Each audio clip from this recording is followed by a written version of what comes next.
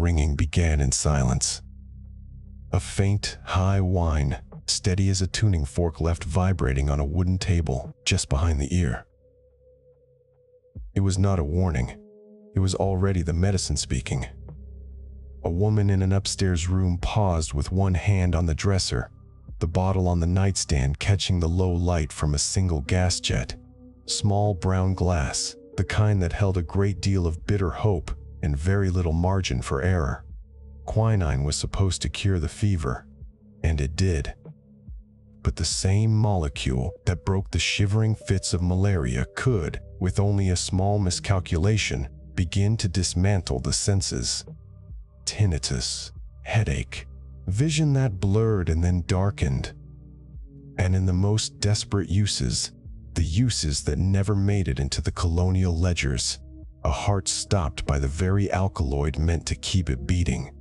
The cure and the poison were the same white powder, separated only by a dose. This is the paradox that brings us down here.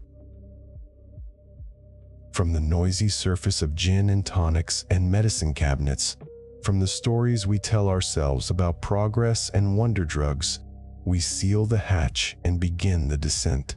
Pressure builds. The light narrows to a beam cutting through black water. Below, waiting in sealed files and submerged rooms, are the archives of a bitter legacy. The cloud forest, where the bark was first peeled by hands whose names were never recorded. The Jesuit powder that split Christendom. The smuggled seeds that built an empire on Javanese hillsides. The metal cup rattling with tablets at the Panama Canal. The plantation ledgers that recorded quinine in kilograms and native labor in days without a tremor. The ringing ears of soldiers. The resistant parasite learning faster than the chemistry can keep up. And the woman upstairs, whose footsteps on the floorboards are the only sound left after the bottle empties. The deep archive opens on Chapter 1. The hatch closes. The real descent begins. Listen. In the dark of the cloud forest, high on the eastern slopes of the Andes, there is a sound that does not belong to the birds or the rain. It is a dry, rhythmic scraping, the rasp of a blade working along the trunk of a slender tree, peeling back strips of bark in long, fibrous curls. The work is patient, practiced, older than any ship's manifest. The hands that do it move by memory, not by lantern light, and they know exactly how deep to cut so the tree does not die.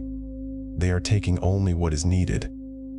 The forest is thick with the smell of wet earth and vegetal decay, and the air hums with the distant, almost metallic whine of mosquitoes.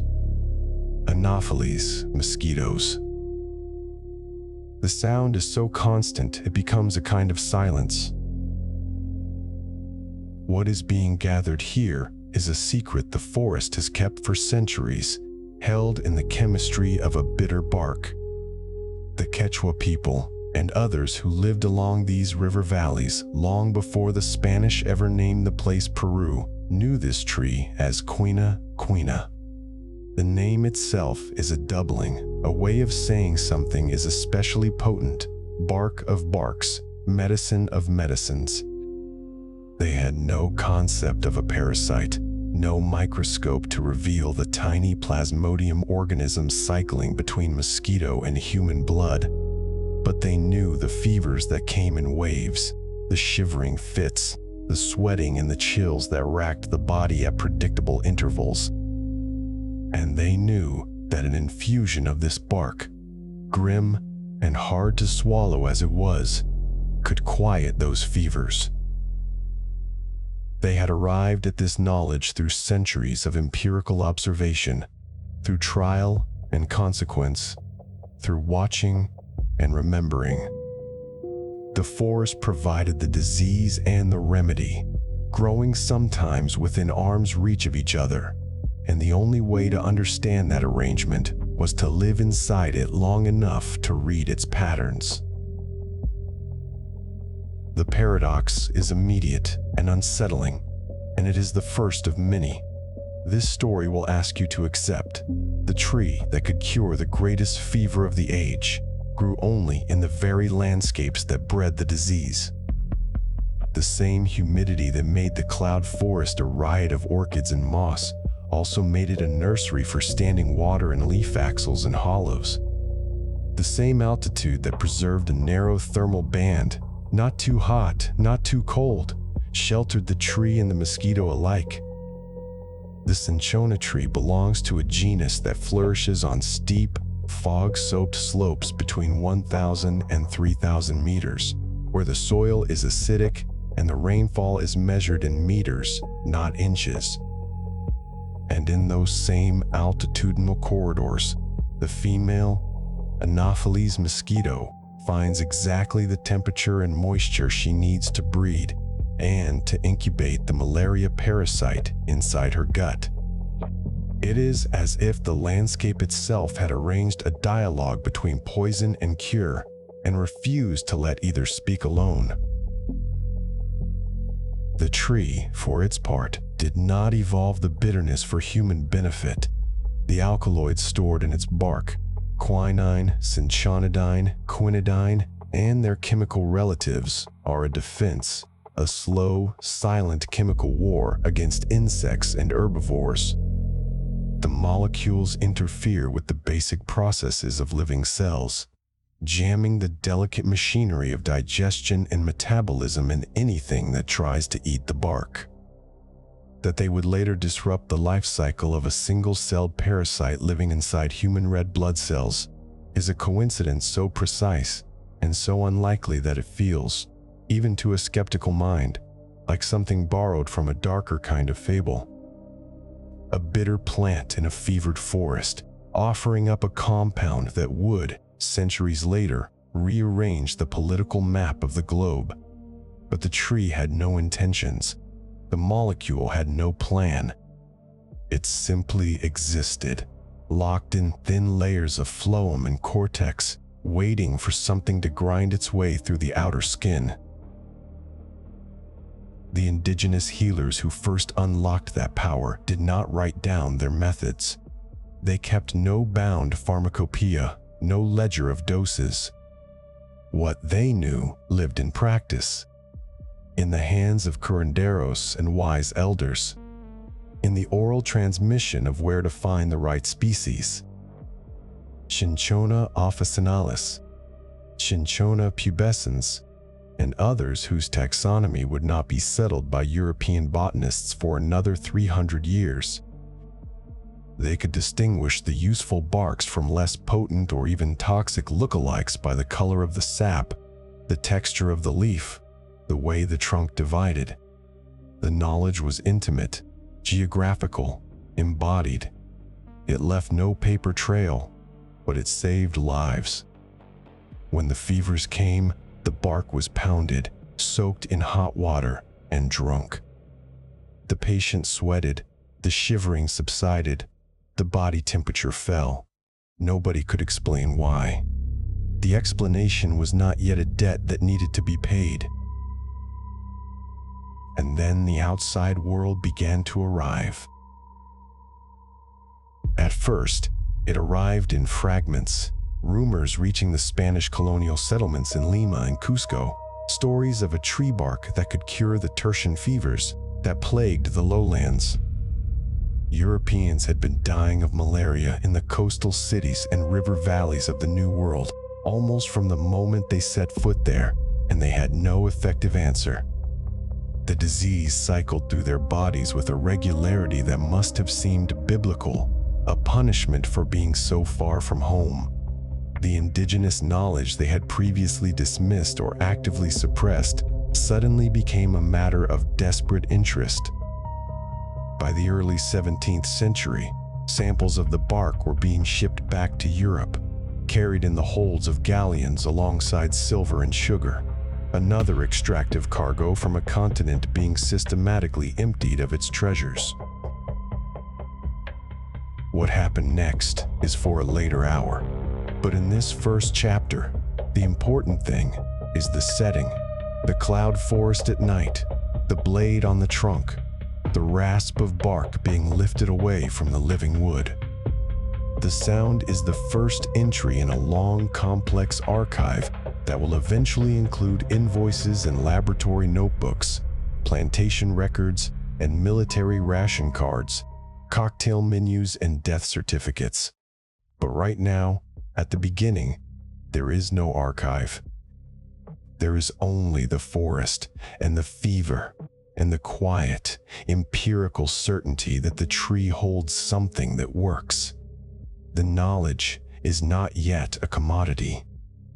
It is still a relationship between a person and a plant, maintained in a place where both the cure and the sickness are native, co-inhabitants of the same fog. Consider the strangeness of that arrangement from the point of view of the parasite. Plasmodium, the genus that causes malaria, is an ancient organism far older than humanity, and it has spent millions of years adapting to the bodies of primates and the biting habits of mosquitoes. In the cloud forests of the Andes, the parasite was not originally a human pathogen. It likely arrived with human migrations, crossing over from other primates or adapting to new hosts as populations moved. Once established, it found a perfect transmission zone. The forest provided the mosquitoes provided the vector, and the human communities provided the blood. The fever that racked those bodies was a cyclical apocalypse at the cellular level, bursting red blood cells in synchronized waves every 48 or 72 hours, each wave releasing new parasites into the bloodstream. The shivering was the body's thermostat being hijacked. The sweating was the crisis point. Without treatment, the disease could kill, especially the young and the immunologically naive. But it could also persist as a chronic, debilitating presence, a low hum of illness that shaped daily life and dictated where villages could be built, where crops could be planted, where human energy could be spent. And yet, in the very same ecological niche, growing under the same rain and feeding from the same soil, stood a plant whose inner chemistries could interrupt that cycle.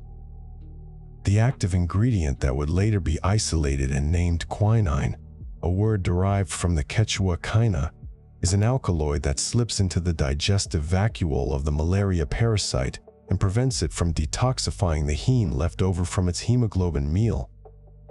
The poison that kills the parasite is a metabolic byproduct. It cannot clear.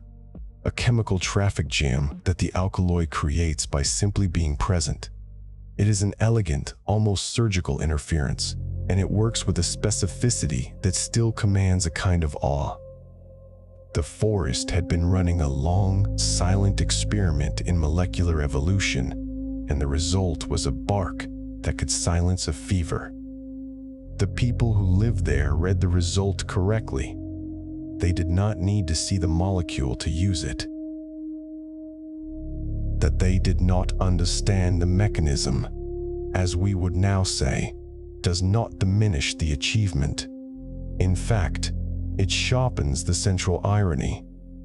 Modern medicine would eventually dismantle the bark into its crystalline constituents, map the parasite's life cycle, and design synthetic analogs that could be mass-produced in factories. All of that would take centuries and would depend on a chain of accidents, thefts, botanical smuggling, and imperial ambition. But the first step was taken in a world without microscopes, by people whose names have been largely forgotten, who simply noticed that a certain tree, when its bark was prepared in a certain way, could bring the fever down. That act of noticing was a form of science too, empirical and careful, and passed down with a seriousness that acknowledged the stakes. The archive may not hold their signatures, but their presence is etched into every subsequent chapter. The rasp of the blade in the darkness is therefore not a simple sound. It is the sound of a threshold being crossed. The bark being peeled tonight will be dried, wrapped, and carried by mule down to a trading post, where it will enter a ledger for the first time. It will be weighed, given a price, assigned a destination. The plant's long, silent history is about to be interrupted by the noise of global commerce. The paradox of the fever tree cure and curse growing side by side is about to be scaled up to a planetary level, and it will drag entire empires behind it. But for a moment longer, the only witnesses are the tree, the mosquitoes, and the hands that know exactly where to cut. The forest breathes its humid breath. The fevered world waits outside, unaware. Close your eyes, if you can, and let the sounds settle. The rhythmic scraping on the bark, the drip of water from epiphyte-laden branches, the distant, insistent whine of the vector. The tree does not protest. It simply offers its bitter skin, and the night takes note. The ledger is empty, but it will not stay empty for long. The sound that opens this chapter is not a human voice, but the clatter of wood on stone. The hollow knock of crates being unloaded from a galleon at a Spanish port, perhaps Cadiz or Seville, sometime in the middle decades of the 17th century. The crates are rough-hewn, stamped with the marks of a long sea journey, and inside them, packed in layers of dry grass and coarse cloth, are rolls of cinnamon-colored bark, curled into tight quills, brittle to the touch. The monks on the dock count them in low murmurs, their voices almost lost beneath the cries of gulls and the creak of rigging. They are not counting a spice. They are counting a remedy that has already crossed one ocean and is about to cross another boundary entirely. The line between the known and the suspected, between folk practice and the medicine of popes. The bark had come from the eastern slopes of the Andes, from trees that grew in cloud forests where the air never fully dried and the soil was thin and leached by rain. The Quechua peoples had known its properties for generations, using it to quiet the shivering fits that came with swamp fevers. They called the tree Quinine, and they had no reason to write down what everyone already understood, that the bitter powder scraped from its inner bark could cool a body that burned and shook in cycles. The fever they treated was almost certainly malaria, though no one in the 17th century, not the Quechua, not the Spanish, not the physicians of Rome or London, had yet seen the parasite that caused it. They saw only the rhythm of the disease, the terrible clock of chills, fever, and sweat that repeated every 48 or 72 hours, depending on the species of the invisible enemy. And they saw that the bark, when taken at the right moment, could interrupt that rhythm, break the cycle, and leave the patient weak but alive. The Jesuits saw it too. The Society of Jesus had established missions throughout the Spanish territories in Peru by the early 1600s, and its members were close observers of the natural world. They were not merely priests, they were also botanists, linguists, and record keepers, and they recognized a useful substance when they encountered one. By the 1630s, Jesuit missionaries were shipping cinchona bark back to Rome, where malaria was endemic in the low-lying districts around the Tiber, and where cardinals and clergy died of the fever with grim regularity. The bark arrived at the right moment. Rome, the seat of Catholic power, was also a malarial basin, and the papacy itself had lost conclave members to the disease. A remedy that worked, and the bark did work, though no one could explain how, was a gift of both medicine and politics. The substance soon acquired a name, Jesuit's powder. The name was descriptive, accurate, and, depending on who spoke it, either grateful or accusatory. The powder was brownish, intensely bitter, and typically administered in wine or water. It was not a refined drug. It was a crude botanical preparation, variable in potency, sometimes adulterated, and always unpleasant to swallow. But when it was genuine and properly dosed, it broke fevers that had resisted every other treatment in the European pharmacopoeia. The success was visible, documented, and difficult to deny. And yet denial is precisely what happened next. The strange part was not that it worked, but that nobody knew why. And that, for a significant portion of Christendom, the lack of explanation mattered less than the identity of the explainers. The powder was Catholic. It came from Jesuit hands, bore a Jesuit name, and was promoted by a church that many Protestant rulers viewed as an existential enemy. The religious divisions of Europe, already deep and bloody after more than a century of Reformation and Counter-Reformation, now extended to the bedside of the fever patient. To accept the Jesuits' powder was, in some interpretations, to accept the authority of Rome itself, a small medical surrender that could be read as a theological one. The evidence of this resistance is scattered through letters, medical tracts, and the memoirs of the period. In England, the physician Thomas Sydenham, one of the most influential clinicians of the age, was slow to adopt the bark, and many of his colleagues were openly hostile. Some Protestant ministers preached against its use. In the courts of Northern Europe, patients sometimes chose to endure the rigors of malaria rather than take a remedy blessed, however indirectly, by the Pope. The disease itself was spectacularly brutal. Malaria caused by Plasmodium vivax or falciparum could produce fevers of 106 degrees Fahrenheit, drenching sweats, splenic rupture, cerebral complications, and death. But the fear of Catholic contamination was, for some, worse. The theology of the sick room had become a branch of military strategy. Imagine the scene. A merchant in Hamburg, returned from a trading voyage to the Mediterranean, begins to shiver in the afternoon. By evening, he is burning, his skin dry and hot, his pulse hammering. By morning, his sheets are soaked and he is exhausted, but the fever has broken, temporarily. He knows the cycle will return. His physician knows it too. And in a locked cabinet in that physician's study, there may be a small packet of Cinchona bark, obtained through Dutch traders or Jewish merchants who moved goods across the religious frontiers of Europe. The packet is unmarked, or marked only with a coded symbol, because to label it openly as Jesuits' powder would be to invite refusal. The physician doses the bark in secret, calling it by another name, or he withholds it entirely, either because he shares his patient's scruples or because he fears the professional consequences of being seen to rely on a Catholic cure.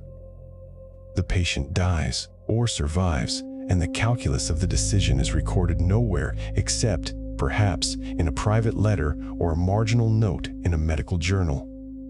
The archive keeps only fragments of this story, but the fragments are enough. The controversy was not merely theological. It was also, in a sense, epistemological. The medicine of the 17th century was still largely Galenic, built on the theory of humors, blood, phlegm, black bile, and yellow bile, whose imbalance caused disease. Fever was understood as an excess of heat and moisture, and treatment aimed to restore balance through bloodletting, purging, and cooling regimens. Cinchona bark did not fit this framework. It was not obviously cooling in the humoral sense. It was dry and bitter, but its action was specific and unpredictable. It worked against intermittent fevers, but not continuous ones. It failed against other febrile illnesses. It was, in effect, a specific remedy in an age that did not yet understand specificity, a drug that targeted a particular disease before the concept of targeted therapy existed. The Galenic physicians had no category for such a thing. The empirics, who treated by trial and error, had only their notebooks and their hunches. The Jesuits, for their part, had a substance that worked, a network to distribute it, and the confidence that God's creation contained remedies for the afflictions of the faithful. The paradox sits at the center of this history, like a stone in the bed of a river.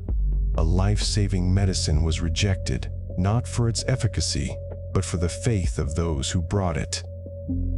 The same bark that cooled the fevers of cardinals in Rome was refused by Protestants on the other side of the Alps, not because anyone doubted its power, but because accepting it meant accepting a small piece of the Catholic world into the body. The body, in this logic, was a territory, and medicine was a kind of trade, and trade with the enemy was treason. The bark had no theology, but the hands that carried it did, and the hands mattered more than the molecule. The molecule, of course, did not care. The alkaloid we now call quinine, locked inside the bark's cellular structure, was indifferent to the Reformation, the papacy, the Council of Trent, and every schism that had split Western Christendom. It bound to the heme polymer of the malaria parasite with the same silent efficiency, whether the patient was a Jesuit novice or a Lutheran merchant. It did not ask for a confession. It simply worked, or it did not, depending on the dose, the species of parasite, and the constitution of the patient. Isolating that indifference would take another 200 years. The chemists, Pelletier and Caventou, would not extract the pure alkaloid until 1820, in a Parisian laboratory lit by oil lamps and smelling of ether. Until then, the bark traveled whole, its power hidden in its bitter matrix, its identity entangled with the politics of the men who shipped it. The Jesuits had found a miracle in the forests of the Andes and delivered it to the world, but the world was not ready to receive a miracle without a theological visa. The cargo on the dock at Cadiz was heavy with more than bark. It carried the weight of an impossible choice: to trust the evidence of the senses or to obey the demands of the soul. The monks finished their counting. The crates were loaded onto carts. The bark entered the bloodstream of Europe, and the quarrels began. The laboratory at the back of the pharmacy on Rue Jacob had a particular kind of silence, not the silence of absence, but the silence of waiting. The September air of 1820 pressed against the windows, damp and heavy from the Seine, but inside the room the atmosphere was sharp, stripped of all civility, reorganized by the bite of ether and the low burn of alcohol evaporating from open dishes. Two men worked at a bench cluttered with glass vessels, porcelain funnels, and sheets of paper that curled at the edges from the fumes. The older of the two, Pierre-Joseph Pelletier, measured a fine yellow powder into a beaker with the care of a banker weighing gold. The younger, Joseph Bien-Aimé Caventou, stirred the mixture with a glass rod, and the sound was a clean, wet chime that marked the rhythm of the night, a sound that did not know it would echo across the next century of medicine. They were not looking for a cure. That was the strange part. They were looking for an architecture. In the tradition of the French academic chemists, the goal was not to heal but to isolate, to find the singular molecule that gave a natural substance its power, and in doing so to peel back a layer of nature's machinery. The Cinchona bark that arrived at their bench had traveled more miles than either man would ever walk. It had been stripped from trees on the eastern slopes of the Andes by hands that knew its bitterness intimately, but had no vocabulary for the word Alkaloid. It had crossed the Atlantic in the hold of a merchant vessel, wrapped in bales and stamped with custom seals that recorded its weight. Its origin, its duty paid, but not its meaning. By the time it reached the Rue Jacob, the bark was no longer a forced material. It was a commodity, a suspect, a folded set of chemical possibilities, and the two men who now turned it over in their fingers intended to make it confess. The process was patient and violent in equal measure. They ground the bark into a coarse meal, macerated it in alcohol and acidified water, pressed and filtered and evaporated, chasing a substance they could not yet see. Each step produced a layer of rejection, a sludge of cellulose, a slick of resin, a precipitate that was almost right but not pure. The chemists noted every failure in tidy script, recording weights and volumes in a journal that would outlive them both. The laboratory was a paper space as much as a glass space, a place where material was converted into text, where the physical world was translated into a system of numbers and proportions that could be reproduced in Berlin, in London, in Philadelphia, without ever needing to speak to a Quechua healer or touch a living Cinchona tree. What they finally extracted, after days of successive purification, was something that had never existed alone before. A white, crystalline powder, faintly fluorescent in sunlight, with a bitterness so intense that even a single grain placed on the tongue left a trace that lingered for minutes. They named it quinine, from the Quechua word quina, the bark of barks, though the naming was a European act of appropriation, a colonial signature in the ledger of chemistry. The paper that Pelletier and Caventou published in 1820, Sur la composition chimique des quinquines, was a masterpiece of restraint. It described the isolation procedure, the elementary analysis, the reactions with acids and alkalis. It did not mention malaria. It did not speak of fever or empire or the plantations that would soon carve across Java and Ceylon. It was a purely chemical document, and that was precisely its power. By refusing to discuss the human world, it made the molecule available to every human world. A French hospital could now administer a measured dose of quinine sulfate instead of a bitter tea of unknown potency. A British infantry officer could carry a tin of tablets into the swamps of the Gold Coast without consulting a local healer. An American canal builder could add quinine to the daily rations of Jamaican laborers without ever learning the name of the tree that originally produced it. The molecule had become portable. It had become impersonal. It had become, in the language of the laboratory, pure. And purity was the first paradox.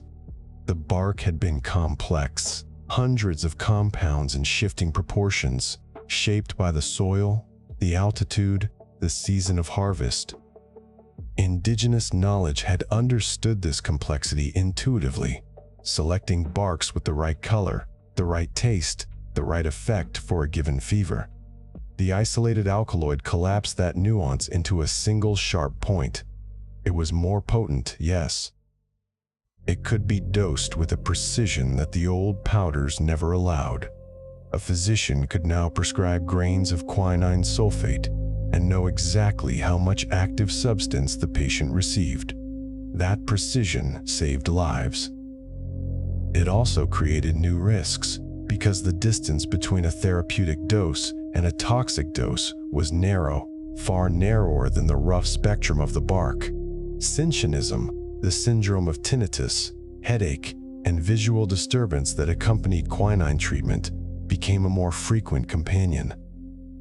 The ringing in the ears that had once been an occasional consequence of a strong bark decoction was now a predictable side effect of the pure drug, a soft alarm that reminded the patient, this is not a food, this is not a plant, this is an intervention. The record shows a cure, the margin shows a cost. And the cost in this case was not only physiological, but ecological. The isolation of quinine transforms cinchona bark from a regional medicine into a global strategic resource. Before 1820, the bark trade had been significant, but manageable. Enough to supply the malarial regions of Europe and a few colonial outposts, gathered through networks of indigenous harvesters and Spanish middlemen. After 1820, the demand began to climb with a kind of mathematical hunger. Every colonial administration wanted a stockpile.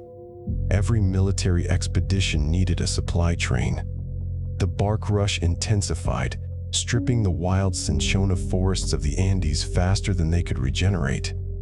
The tree that had grown on those foggy slopes for millennia, its bitter alkaloid slowly accumulating in the cambium layer, suddenly found itself the object of a frantic extraction, not because it was newly understood, but because it had been chemically reduced to a substance that could be measured, shipped, and owned.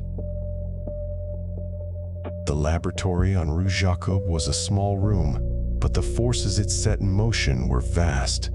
The molecule traveled, and wherever it went, it carried the new logic of industrial chemistry. Within decades, plantations would be established on islands and continents where cinchona had never grown. The seeds transported under conditions of secrecy and deception that would make the story of Charles Ledger and Manuel Incramamani read like a spy novel. The Dutch would engineer a botanical monopoly on Java, controlling the quinine market with the same meticulousness that Pelletier and Caventou had applied to their filtrations. The British would fail in India, succeed in Africa, and all the while, the indigenous communities who had first recognized the power of the bark would watch their knowledge become a footnote in a European patent history. The plant had no politics, but its bark acquired an empire. And yet the molecule itself was innocent in all this. That was the second paradox, the one that stung deeper. Quinine, as a crystalline arrangement of carbon, nitrogen, and oxygen atoms, had no intention. Its shape happened to fit into a molecular crevice in the malaria parasite's digestion of hemoglobin. It happened to block the polymerization of toxic heme, causing the parasite to drown in its own waste. That mechanism would not be understood for another century and a half, but the alkaloid performed its silent geometry regardless. The horror was not in the molecule, but in the systems that grew around it. The laboratory isolation did not invent exploitation. It made exploitation more efficient. It gave distance. A plantation manager in Batavia no longer needed to know what a cinchona tree looked like in its native habitat. He needed only the alkaloid content of his plantation's bark, measured in a European laboratory and expressed as a percentage. The tree had become an abstraction, its value condensed into a number on an invoice. The notebooks from that era, preserved in the archives of the Académie des Sciences, show the hand of Caventou in neat, disciplined cursive notes on solubility, crystallization temperature, reactions with reagents long since replaced. The pages smell faintly of dust and old paper, no trace of the ether and alcohol that once clung to them. But if you read them carefully, you can sense the quiet pride of the chemist who has held a pure substance for the first time, the satisfaction of seeing a clear liquid turn cloudy with precipitate, and then clear again as the crystals form. It was a kind of beauty, a private aesthetic that required no audience. The molecule crystallized in radiating clusters, like the ghosts of flowers, and the chemists must have paused to admire them by the light of a candle before scraping them onto the balance pan. That moment of private wonder, recorded nowhere in the published paper, was the last time quinine would be intimate. After that, it belonged to the ledger, the contract, the prescription pad, the field ration. The alkaloid captured. The phrase itself suggests a predator and a prey, but in truth, the relationship was more complicated. The molecule had been liberated from the bark, set free to move through the world at the speed of shipping routes and railway lines. In liberating it, Pelletier and Caventou had also imprisoned it within a new set of constraints. The constraints of purity, of dosage, of market logic. The forest, with its cycles of rain and decay, its mosquitoes and its healers, receded from view. What remained was a white powder in a glass bottle, small enough to disappear into a coat pocket, large enough to change the borders of empire. The men who had isolated it would go on to other alkaloids. Emetine from ipecac, strychnine from nux vomica, but quinine would remain their signature, the one that reshaped the geography of human suffering and human ambition. The temperature in the laboratory began to drop as the night deepened, and the men extinguished the spirit lamps one by one, leaving the glassware to cool in the darkness. The crystals sat in a stoppered vial on the bench, labeled with a slip of paper in Caventou's hand, quinine pure. Outside, the city of Paris was settling into its own rhythms. The last carriages rolling over cobblestones, the gaslights flickering in the damp air. Inside, the silence returned, but it was not the same silence as before. It was heavier, freighted with the knowledge that something irreversible had occurred. The molecule had been seen, held, named. It would not go back into the bark. The archive had opened a new drawer, and the drawer would never be closed. The sound is small enough to miss if you are not listening for it. The soft rustle of dried seeds shifting inside waxed cloth, a whisper of botanical currency hidden in the false bottom of a leather suitcase. Outside, the port of Callao exhales brine and coal smoke into the Peruvian night. The wooden hull of a steamer creaks against the dock, a low, patient groan that carries the weight of departure.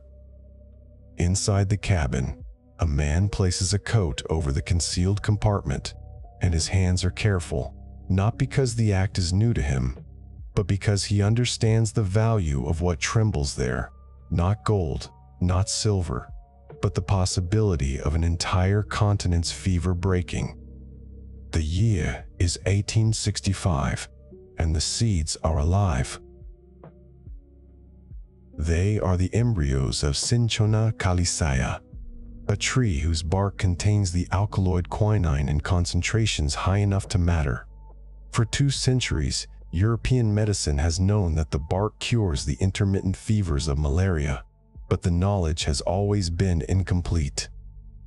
The plant grows wild only in the eastern slopes of the Andes, in cloud forests where the soil is thin and the mist never quite lifts. Empires have tried to transplant it before with indifferent luck.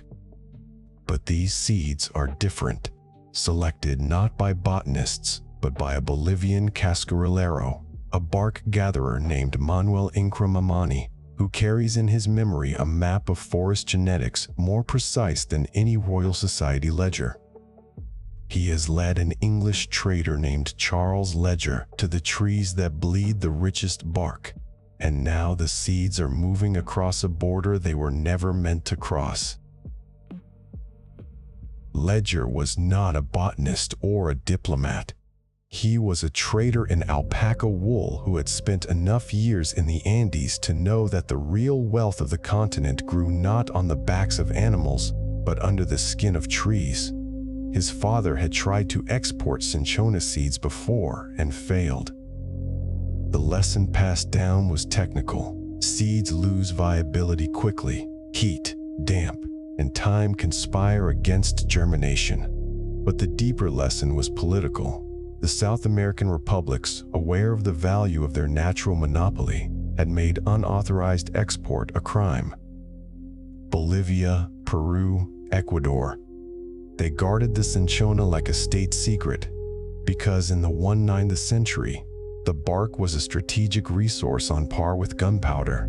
Armies that could not control malaria could not control territory. Navies that could not dose their sailors could not hold ports. A nation without quinine was a nation waiting for the fever to decide its borders. So Ledger's operation was quiet and careful. Mamani, whom Ledger paid and whose name history has mostly allowed to dissolve into the margins, gathered seeds from trees he knew intimately, trees whose bark yielded up to 5% quinine, far more than the common varieties. It was indigenous knowledge, accumulated over generations, converted into a cargo small enough to be forgotten. The seeds were dried, wrapped in waxed cloth to moderate moisture, and packed in a suitcase with a false bottom. The label on the outside might have said personal effects or trade samples of wool. The customs officer who glanced at it did not see an empire shifting inside. The steamer pulled out of Callao, and the coastline of Peru narrowed to a dark line, then disappeared. Ledger carried his suitcase across the Isthmus of Panama before the canal, when fever still owned the swamps, and on to London. But the British, in one of those failures of institutional foresight that echo through the history of empire, declined to pay his price. The India office in Kew Gardens had their own collectors, their own seeds from less generous trees. They imagined they already had what they needed. The seeds that Mamani had risked his life to gather were refused at the gate of British Empire, so Ledger took them to the Dutch. The Dutch colonial botany system was, at that moment, the most sophisticated instrument of agricultural empire in the world. Its administrators thought in decades, not seasons. They had already established experimental Cinchona plantations in Java, but the quinine yields were erratic and commercially useless. The seeds Ledger brought changed that overnight. They germinated in the mountain gardens of Cibodas, and the seedlings were transplanted across the highlands of West Java. The trees grew with a vigor that astonished the Dutch agronomists. When the first bark was harvested and assayed in Amsterdam laboratories, the quinine content was not merely high, it was revolutionary. Some trees produced over 10 times the alkaloid of the wild Andean stock. The Dutch had not just acquired a plant, they had acquired a chemical industry that grew on stems. The quiet part of this transformation is what happened next. Over the decades that followed, the Dutch East Indies plantation system refined Cinchona cultivation into an exact science. Soil chemistry, shade density, coppicing techniques, bark drying protocols. Every variable was measured, cataloged, and optimized. The Javanese highlands became a single, sprawling factory for the production of bitter alkaloid. By the early 20th century, the plantations of the Quinine Bureau, the Dutch cartel that managed the trade, supplied over 90% of the world's quinine. The price was set in Amsterdam. The supply was controlled from Batavia. A drug that had once been gathered by Quechua cascaruleros in Andean mist was now packaged in sealed tins, stamped with colonial trademarks, and shipped to hospitals, army depots, and plantation dispensaries across the tropical world. The molecule was the same. The political architecture around it had been rebuilt entirely. And what of the original source? The Bolivian forests that yielded Mamani's seeds received no royalties, no infrastructure, and no medical institutions funded by the wealth they generated. The cascaruleros who had first recognized the fever-treating properties of the bark were not invited to the laboratories where the alkaloid was crystallized and standardized. The indigenous knowledge systems that had selected the high-yielding trees were recorded in European botanical texts under the names of collectors, not the names of their guides. Manuel Incramamani died in poverty, his contribution noted only in the margins of a foreign account. The tree was stolen, and the theft was legalized by distance and power. This is not a moral fable added to the history afterward. It is the architecture of the transaction, visible in the invoices and the planting records, and the polite silence that surrounds them. The British, meanwhile, learned their mistake slowly. Their plantations in India, established with lesser seed stock from the Nilgiri Hills to Darjeeling, limped along with thin yields and chronic fungal diseases. In Ceylon, the same story played out with slightly different numbers. The British had the territory, the labor, and the will, but they lacked the right genetic material. The difference between a plantation that paid for itself and one that failed was not expense or effort. It was a few grams of carefully gathered seed in a waxed cloth in a false-bottomed suitcase 15 years earlier.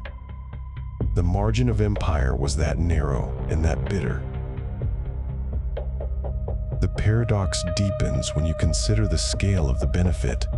The Dutch monopoly, as monopolies do, kept prices high and suppressed competition, but it also made quinine reliably available in quantities that had never existed before. Public health campaigns in tropical colonies, the expansion of European settlement into malarial zones, the very demographic shape of the 19th and early 20th centuries, all were underwritten by the alkaloids streaming out of Java.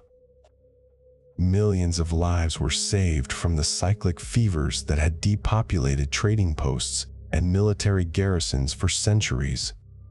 The drug was real. The cure worked. But the system that delivered it was built on an extraction so complete that it erased the originators from the record. The archives hold the botanical reports, the shipping manifests, the profit and loss statements. They do not hold the names of the Andean communities who knew the tree first. There is a particular silence in the plantation records from the Quinine Bureau. You can read the quarterly reports and find meticulous data on bark alkalinity, rainfall, harvest weights, and export tonnage. You will not find a single entry acknowledging that the source of this wealth was a theft. The language of agricultural improvement, acclimatization, selection, hybridization functioned as a linguistic barrier, a way of describing a violent transfer as a technical achievement. The same documents that detail the careful shading of young Cinchona seedlings omit the shadow of the man who led Ledger through the Bolivian forest. The archive is not missing the information. It is organized to make it illegible. Now consider the seeds themselves as objects. A Cinchona seed is small, papery, light as a flake of ash.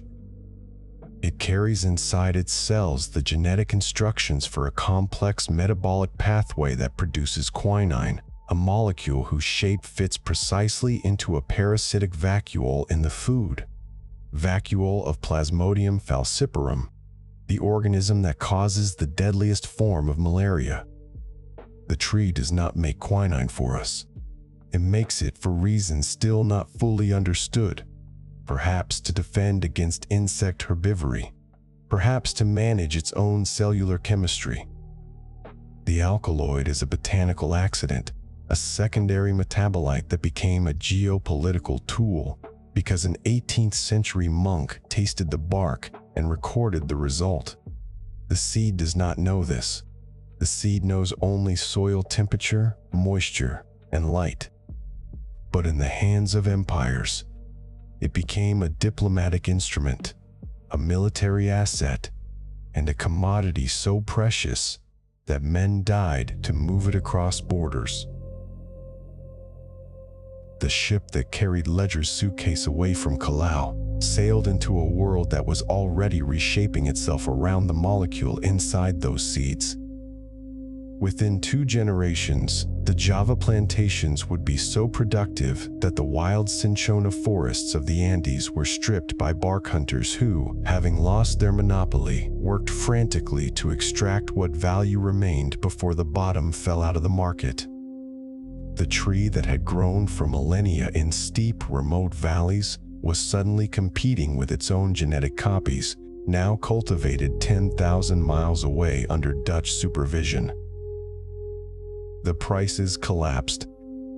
The Andean cascarillero economy, which had sustained families and communities for centuries, dissolved into poverty and migration. The theft was not just of seeds, but of the economic future of an entire region. The peculiarity was not that the scheme succeeded, but that its architects considered themselves honest men. Ledger wrote letters lamenting the British failure to reward his efforts, framing himself as an honest businessman betrayed by bureaucratic short-sightedness. The Dutch agronomists wrote papers celebrating their technical triumphs in acclimatization, as if the plant had willingly cooperated with their experiments. The British later tried to acquire the high-yield seeds through their own networks, and when they finally succeeded, obtaining some of Ledger's stock through back channels, they called it securing a valuable botanical resource. The vocabulary of empire has always been sanitary. That is part of how it works. Listen again to the sound of the seeds in their wrapping. It is not a dramatic sound. It is the faintest rustle, like dry leaves stirring in a forgotten corner. But it is also the sound of a biological inheritance being relocated against the consent of its keepers. The waxed cloth that protected the seeds from moisture was a technology of preservation, but also of concealment. The false bottom of the suitcase was a physical lie, a compartment designed to deceive inspection. The whole operation was a quiet act of violence against a border that had been drawn by men who understood the value of what they were trying to keep. And yet, when the seeds germinated in Java, they did not sprout into monuments to original sin. They became trees, anonymous and green, absorbing sunlight and converting it into bark that could calm the raging fevers of strangers. The trees were silent partners in a transaction they could not consent to, their bark accumulating the politics that their biology ignored. The lesson is not that the theft was wrong, though it was, but that the distribution of medical benefit is always and everywhere entangled with the histories of its procurement. The quinine that saved lives in colonial hospitals and military camps was not a pure gift from chemistry to humanity. It was a molecule with a provenance, a botanical refugee that had been removed from its ecological and cultural context and inserted into a system of profit and control. The fever it broke was not just the patients.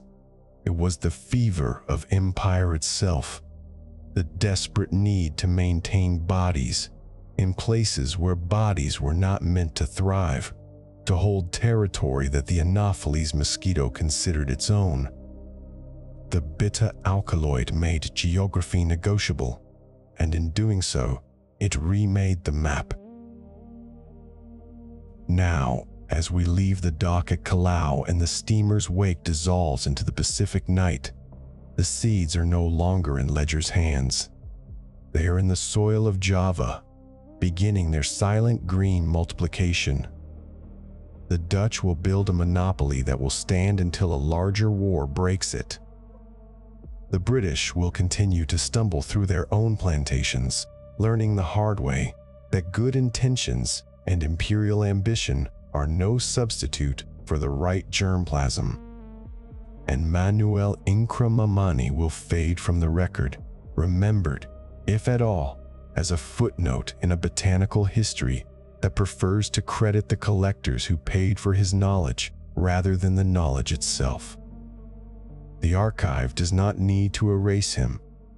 It simply has no form designed to hold his name. The rustle of the seeds has stopped. The suitcase is empty. The ship carries only the memory of the cargo and the weight of what it will become.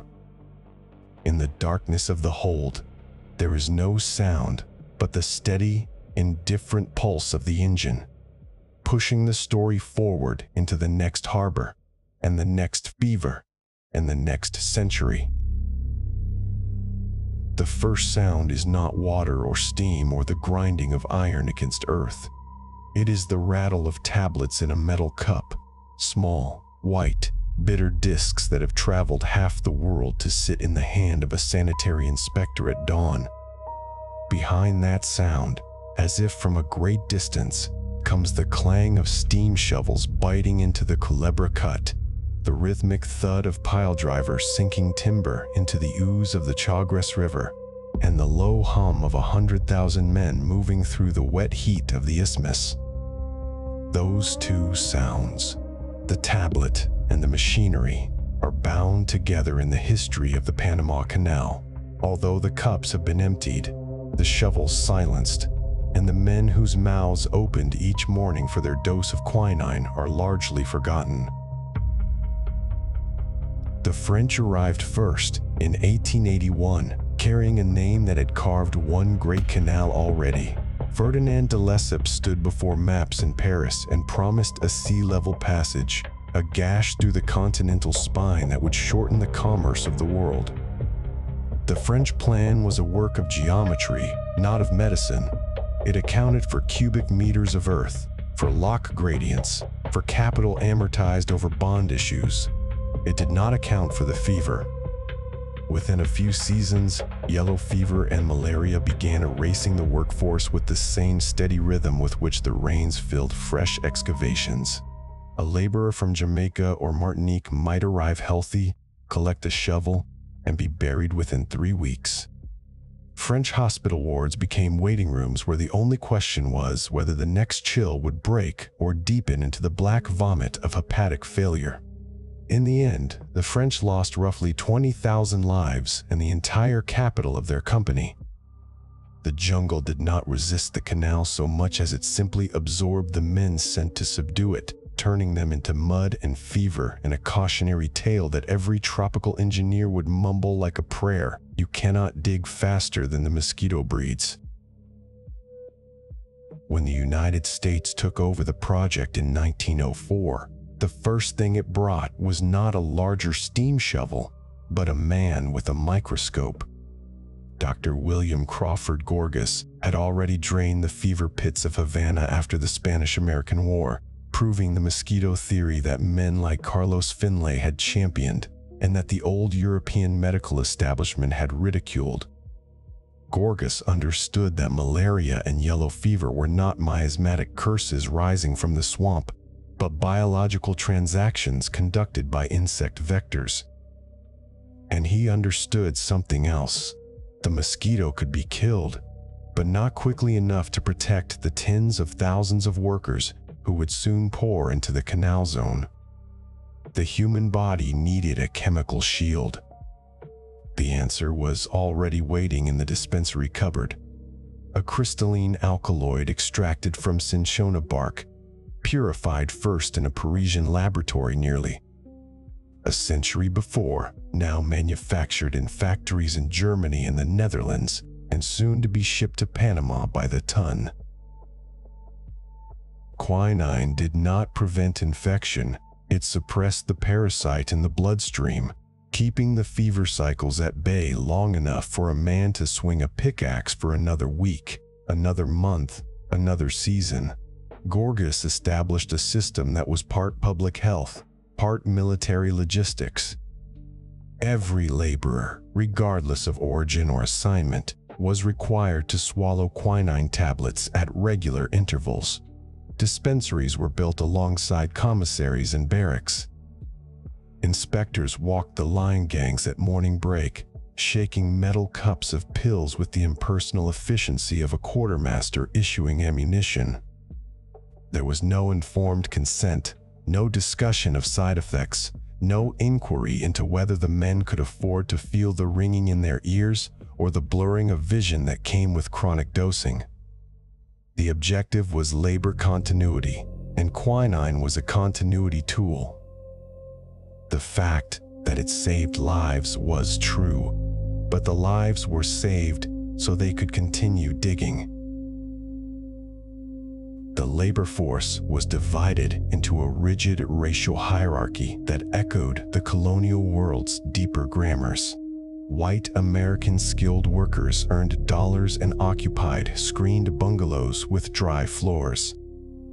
Black West Indian laborers, recruited by the tens of thousands from Barbados, Jamaica, Martinique, and elsewhere, earned silver and lived in crowded barracks, often without the mosquito netting that their pay could not afford. The prophylaxis regime applied to all, but the consequences of the regime did not. A white machinist who complained of cinchonism, the tinnitus, the throbbing headache, the visual field dimming at the edges, might be reassigned to lighter duty. A Barbadian digger who reported the same symptoms was more likely to be told to rest an hour and return to the cut. The bitterness of the tablet masked another bitterness. The medicine was distributed to preserve the muscle, not the man.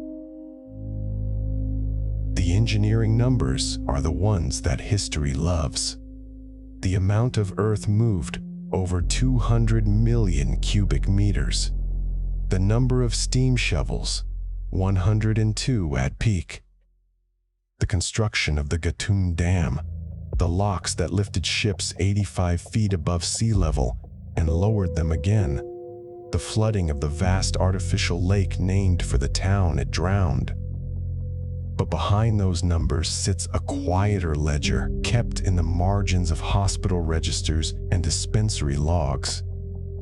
The total death toll during the American construction period was around 5,600, a fraction of the French catastrophe, yet still an average of 500 deaths per year for the decade of the build.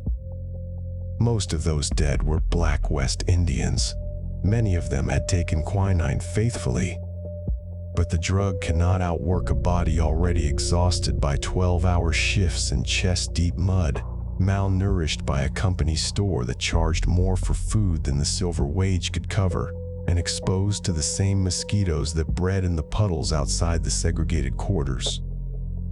The tablets rattled in the cup every morning, a sound like a tiny promise, but a promise that the system had already broken before it was ever made. The medicine that saved the canal also carried a signature that the workers learned to dread, a constellation of symptoms known as cinchonism. The first sign was usually the ears, a high-pitched ringing, persistent and inescapable, as if a telegraph wire were vibrating inside the skull. Then came the headache, a tightening band around the temples. The eyes began to lose their grip on the world. Vision flickered or narrowed, colors washed out, and in severe cases the optic nerve itself could be damaged beyond repair. The digestive system rebelled with nausea and cramps. In extreme overdoses, quinine could silence a heart. The men did not know the pharmacology of sodium channel blockade or the half-life of the alkaloid in their blood plasma. They knew only that the cure made them sick in a different way, and that the sicker they became, the more they feared they would be sent home, or just sent away, no passage, no pension, a broken body discharged from the canal zone with a final cup of pills and a dockworker's shrug. There was a quiet economy of quinine within the labor camps. Some men would pocket their tablets instead of swallowing them, hoping to sell them later or to hoard them against the day when fever struck and the dispensary ran short. Others would trade the pills for rum or tobacco, using the drug as a currency for small comforts in a place that offered very few.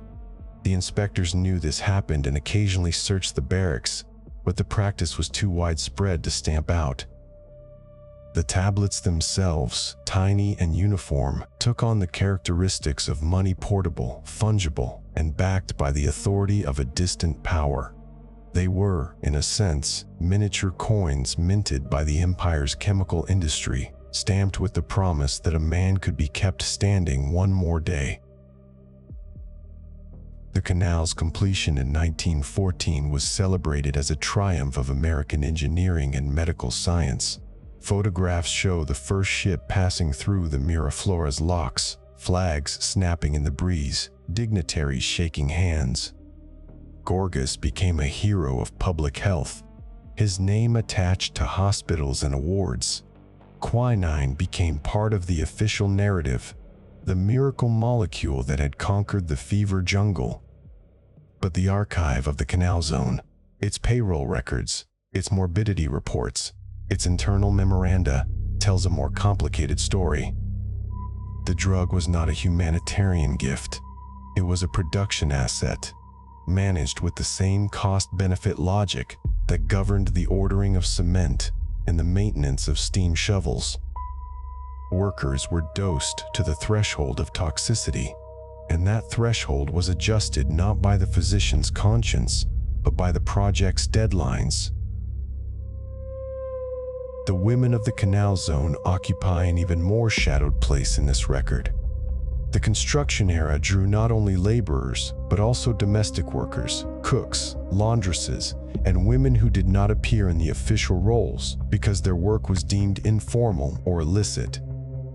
Quinine was known as an abortifacient, a desperate measure taken by women who could not bear a child in the conditions of the camps, or who had become pregnant through coercion or survival. The same dose that suppressed the parasite could also irritate the uterine lining, triggering contractions and often hemorrhage. A woman who attempted to end a pregnancy with quinine was gambling with a lethal dosage. The line between the amount that would abort a fetus and the amount that would stop her own heart was frighteningly thin. The sanitary inspectors did not inquire into these uses, nor did the company doctors record them unless a death forced a note onto a coroner's report. The tablets that rattled in the morning cup had more than one kind of bitterness folded into them. When you walk through the old Canal Zone today, past the decaying piers and the overgrown foundations of the segregated towns, the silence is not a peace. It is an archival silence, a gap where the witnesses might have spoken. The mosquitoes still breed in the drainage ditches that Gorgas's crews dug, though the malaria prevalence has fallen far from its peak. The Cinchona trees that once fed the global quinine market are mostly plantation relics now, their alkaloid content replaced by synthetic analogs that chemists designed in wartime laboratories. But the canal endures, a monument not only to engineering but to the proposition that a man's body can be maintained at the edge of illness for long enough to finish the work and then be discarded. The paradox of the Panama Canal and quinine is not that the drug was used, nor even that it caused harm, but that its use made visible a logic that would be replicated across the 20th century. The same calculus prophylaxis as productivity enhancement, the dosed body as a unit of labor, reappeared in the rubber plantations of the Amazon and the Congo, in the copper mines of the Katanga, in the shipping lanes where sailors swallowed anti-malarials so that cargo could move on schedule. The medicine did not create that logic. It inherited it from the empires that already treated human beings as columns in a ledger. But quinine gave the logic a chemical precision, a dosage to take every morning, a set of side effects to tolerate, and a moral alibi that went like this: we are keeping them alive, are we not? The canal was finished. The tablets stopped rattling in the cup.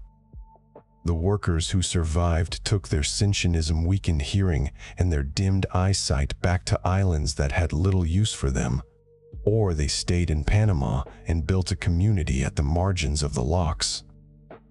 The world's commerce flowed through the water they had carved, and the price they had paid became invisible, submerged like the drowned town beneath Gatun Lake. There is a sound that sometimes echoes through the lock chambers when the water levels change, a hollow clang like a metal cup tapping against a stone wall. It is not a ghost, it is just a sound, but it remembers. The typewriter in the corner of the Cambridge laboratory was a battered Remington, its keys worn to a dull shine by fingers that had been at war longer than the soldiers at the front. The man seated at it, Robert Burns Woodward, was not yet 30, but his reputation already carried the weight of a much older chemist's. He typed in the half-dark, the only other light in the room, a green-shaded lamp that threw a puddle of illumination across a stack of notebooks. The air smelled of acetic anhydride and the faint, clean bitterness of something that had once been bark.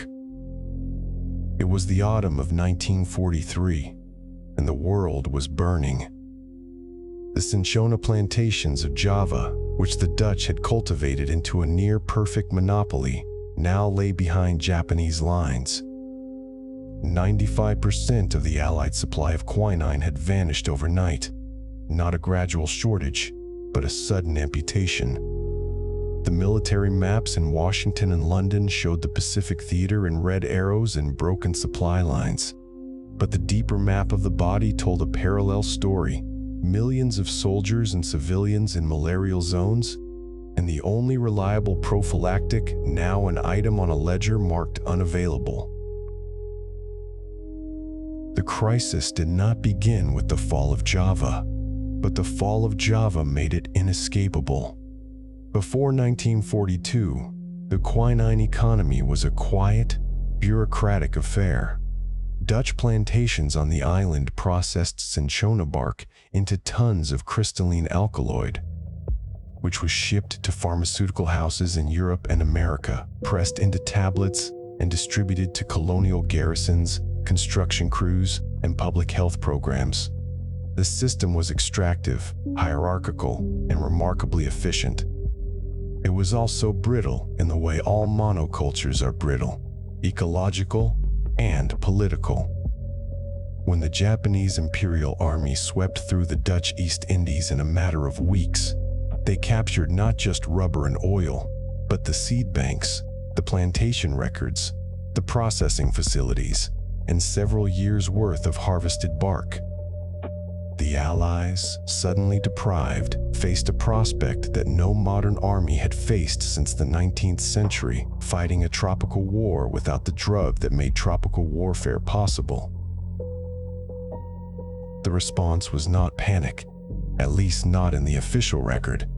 It was something closer to the controlled desperation of people who understood molecular structures and supply chains with equal clarity. In the United States, the Office of Scientific Research and Development, coordinating with British counterparts, launched what became the largest anti-malarial research program in history. The goal was blunt: find a synthetic substitute for quinine, or find several, and do it faster than the parasite could adapt. The program did not start from scratch. By the early 1940s, German chemists had already developed a synthetic anti-malarial called atabrine, known chemically as quinacrine. It was effective, but it had a reputation.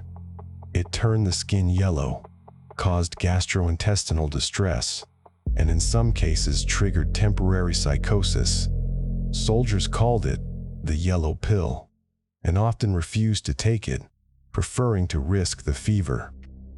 The challenge was to improve on atabrine, to find a molecule that was tolerable, potent, and manufacturable on a scale measured not in grams but in tons. The search unfolded in a peculiar kind of scientific theater. Laboratories at Harvard, Oxford, and industrial facilities like the Winthrop Chemical Company operated around the clock. Chemists worked in shifts, synthesizing hundreds of candidate compounds, each one a variation on the quinoline ring structure that quinine and atabrine shared. The quinine core was the skeleton key that fit the parasite's metabolic lock, though nobody yet understood the precise mechanism.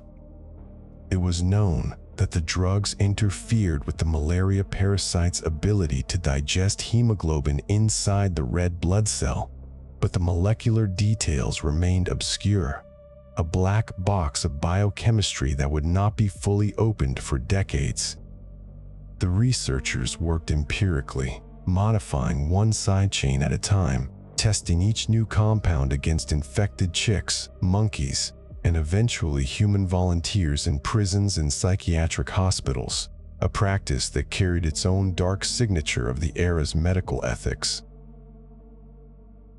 The molecule that emerged from this brute force campaign was chloroquine. It was not, strictly speaking, new. German scientists had synthesized a version of it in the 1930s and named it Resocin, but they had shelved it, judging it too toxic for clinical use, a judgment based on incomplete animal studies. The American researchers, facing a far more desperate calculus, retested it and found that the toxicity had been overestimated. Chloroquine was more effective than atabrine, easier to take, and did not turn the skin yellow. By 1944, it was entering mass production. Soldiers carried it in their kit bags across the Pacific Islands, swallowing one tablet a week with a mouthful of canteen water. The Pacific Theater's malaria rate, which had threatened to cripple operations, began to fall. The drug factory had outrun the fever factory. But running parallel to the pragmatic, industrial-scale search for a substitute was a quieter, more philosophically ambitious project. In the same Cambridge laboratory where Woodward typed his notes, he and a colleague, William von Eggers-Düring, were attempting something that many chemists considered a pinnacle of the discipline, the total synthesis of quinine itself. Not a substitute, not an analog, but the exact molecule Plasmodium had learned to fear over 3 centuries of bark tea and Jesuit powder. The total synthesis of a natural product of quinine's complexity was, in 1944, still a rare and celebrated achievement. The molecule contained 20 carbon atoms, arranged in a structure of 4 fused rings with multiple chiral centers points of asymmetry that could produce mirror image versions with different biological activities. Building it from simple chemical precursors was like assembling a cathedral out of toothpicks, blindfolded, in a storm. Woodward and Düring succeeded, at least on paper.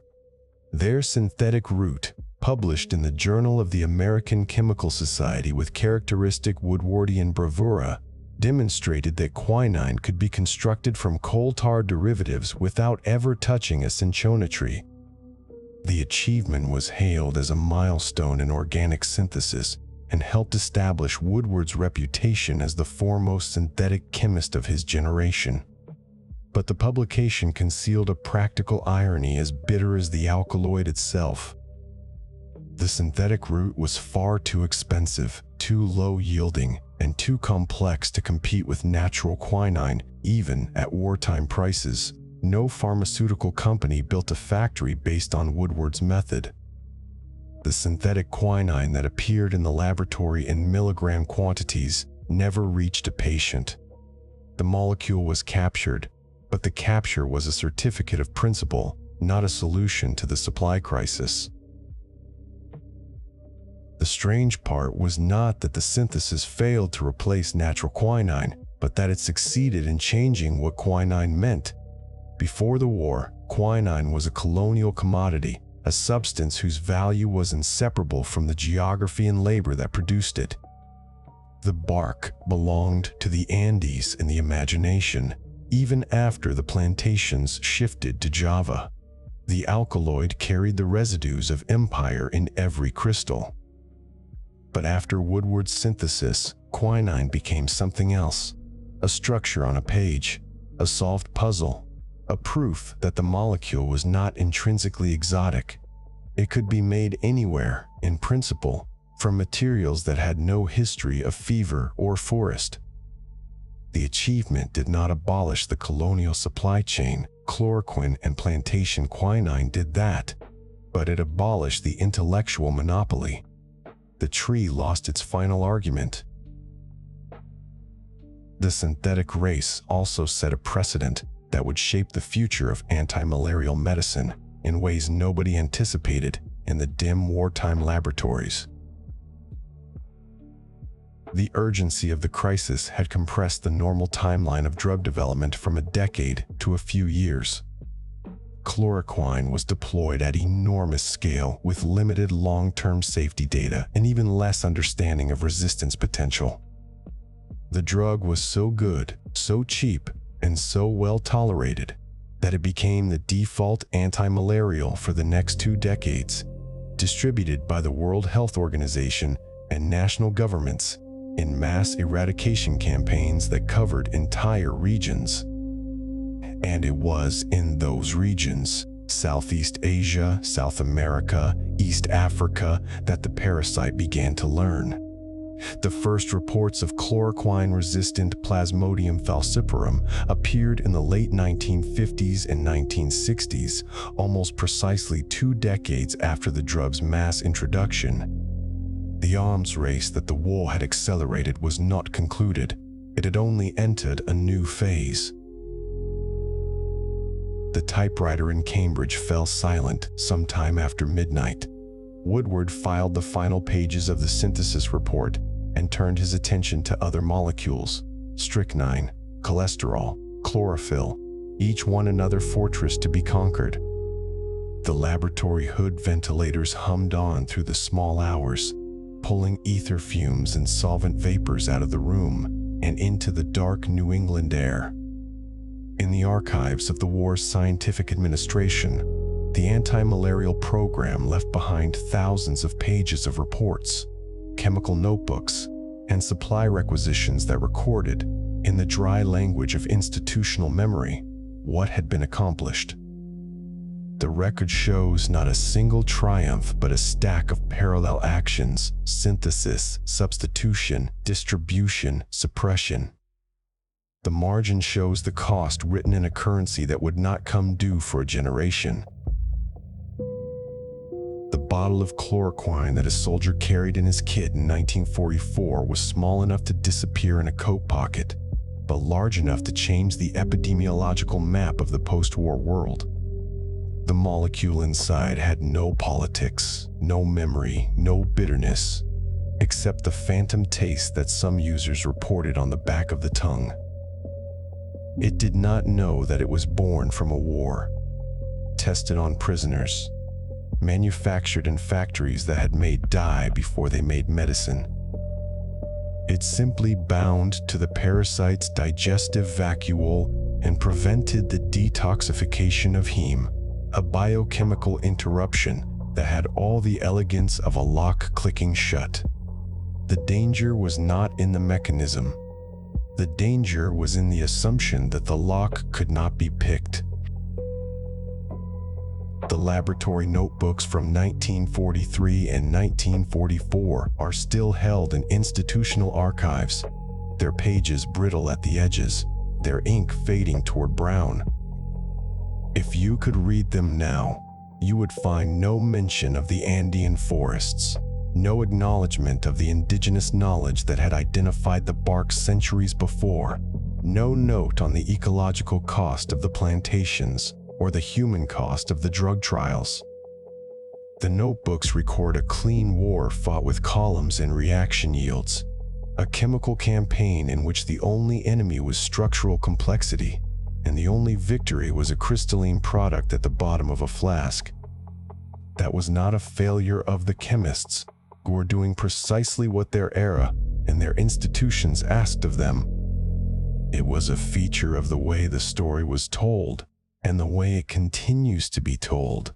The molecule, once extracted, becomes the protagonist, and the systems that bring it into being retreat into the background. But they do not disappear. In Java, The Cinchona plantations that the Japanese had captured were eventually recovered by the Allies, but the industry never regained its pre-war dominance. Synthetic anti-malarials had proven that the world could manage malaria without the bitter bark, and the economic incentive shifted accordingly. Some plantations were abandoned, others converted to tea or rubber. The trees that had once been guarded like state secrets were left to grow wild, their bark thickening year by year, their alkaloid content slowly declining without the careful pruning of the colonial botanists. The archive of that legacy is not only in the documents but in the soil, the genetics, the second-growth forests that have forgotten they were ever factories. The hum of the chemical hood ventilator is a sound that repeats, with variations, in laboratories around the world where the next generation of anti-malarials is under development. The parasites have continued to learn, and the drugs have continued to change, artemisinin combinations now, and talk of malaria vaccines that always seem 10 years away.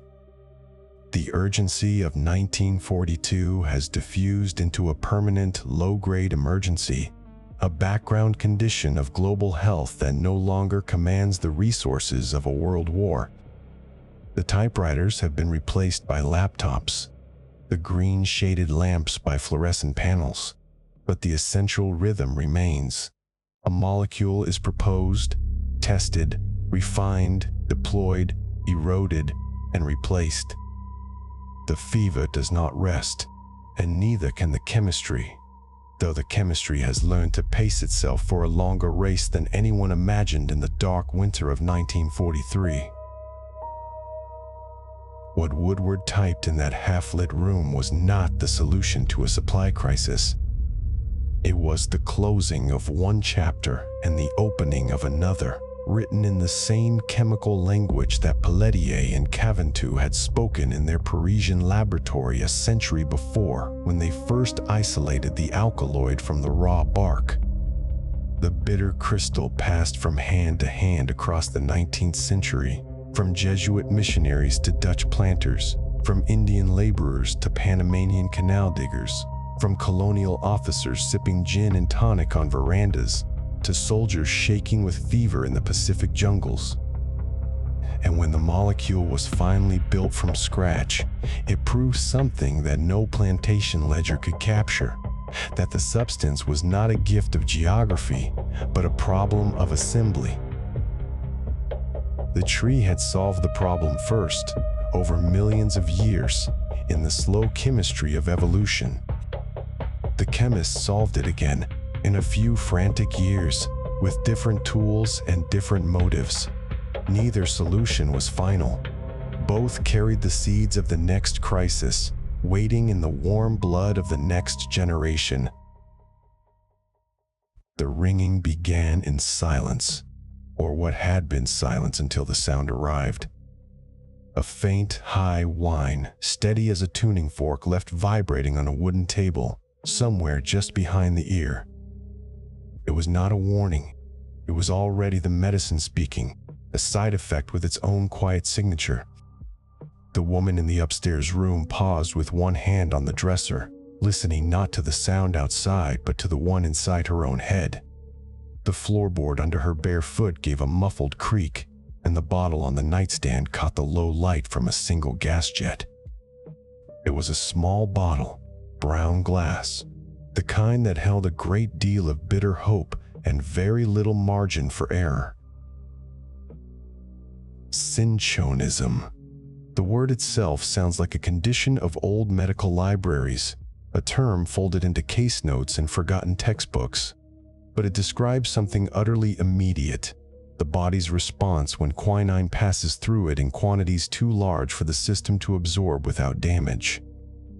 The therapeutic window, that phrase often spoken with relief in pharmacology, was here a tight corridor with a drop on either side. A dose that broke a fever could, with only a small miscalculation, begin to dismantle the senses. Tinnitus was the earliest signal, a fragile ringing that patients described as distant bells, escaping steam, or the ghost of a tuning fork pressed against the skull. Then came the headache, a pressure that gathered behind the eyes and refused to yield. Vision blurred, color shifted, and in severe cases, the optic nerve itself could be poisoned into silence, leaving darkness where the world had been. The heart, too, was not immune. Beyond the trembling and nausea, beyond the sweating and confusion, lay a threshold past which the muscles simply stopped, its electrical rhythm extinguished by the very alkaloid that had been meant to restore order to the blood. The strange part was not that the chemical could do this. Most powerful remedies come with a cost. The strange part was how quietly the damage could accumulate, dose by dose, in bodies that were not being treated for fever at all. By the mid-19th century, quinine had acquired a second life, a hidden career that ran parallel to its public role as the conqueror of malaria. It lived in drawers and false bottom boxes, in locked cupboards and reticules, in the pockets of housewives and the handbags of shop clerks, and the small private keeping of women who had reason to dread the quickening within them. It was used as an abortifacient. Not a few times, not in isolated tragedies, but widely, persistently, furtively, across cities and countryside, across social classes that never spoke of such things in the same breath. The bitterness that repelled mosquitoes could, in larger drafts, trigger uterine contractions, emptying the womb, but often at the price of the woman who had sought that emptying. The record shows a cure for one condition. It barely whispers the cost for another. Medical journals of the period occasionally noted cases of quinine poisoning in women of childbearing age, but the language was oblique, the circumstances wrapped in euphemisms of uterine congestion or sudden collapse. The silence was not accidental. For a woman to seek an abortion was illegal in most of the jurisdictions where quinine was sold, and the medical profession, when it acknowledged the practice at all, tended to frame it as a moral failing rather than a matter of clinical danger. So the drug circulated in a kind of gray market of desperation. Apothecaries sold quinine sulfate powder without asking questions. Midwives and unlicensed practitioners measured out doses that they hoped would work before they killed. Women themselves, reading between the lines of household medical manuals, learned by rumor and tragic example what quantity might be enough, and frequently learned too late what quantity was too much. The danger was not hidden in the poison. It was hidden in the dosage. The amount of quinine required to end a pregnancy was perilously close to the amount that stopped the heart. There was no safe protocol, no labeled instruction, no clinical supervision to adjust for body weight or liver function, or the unpredictable absorption of a stomach already knotted with fear. The margin between the desired effect and a fatal outcome was narrower than a breath, narrower than the creak of a floorboard in a silent house. A woman might take the powder, feel the cramping begin, and believe for a few hours that she had solved her crisis. Then the ringing would start, the vision would swim, and by the time the convulsions came, there was often no one who knew what she had swallowed, or no one willing to say. In the hospitals that did receive such cases, the staff faced a bitter arithmetic.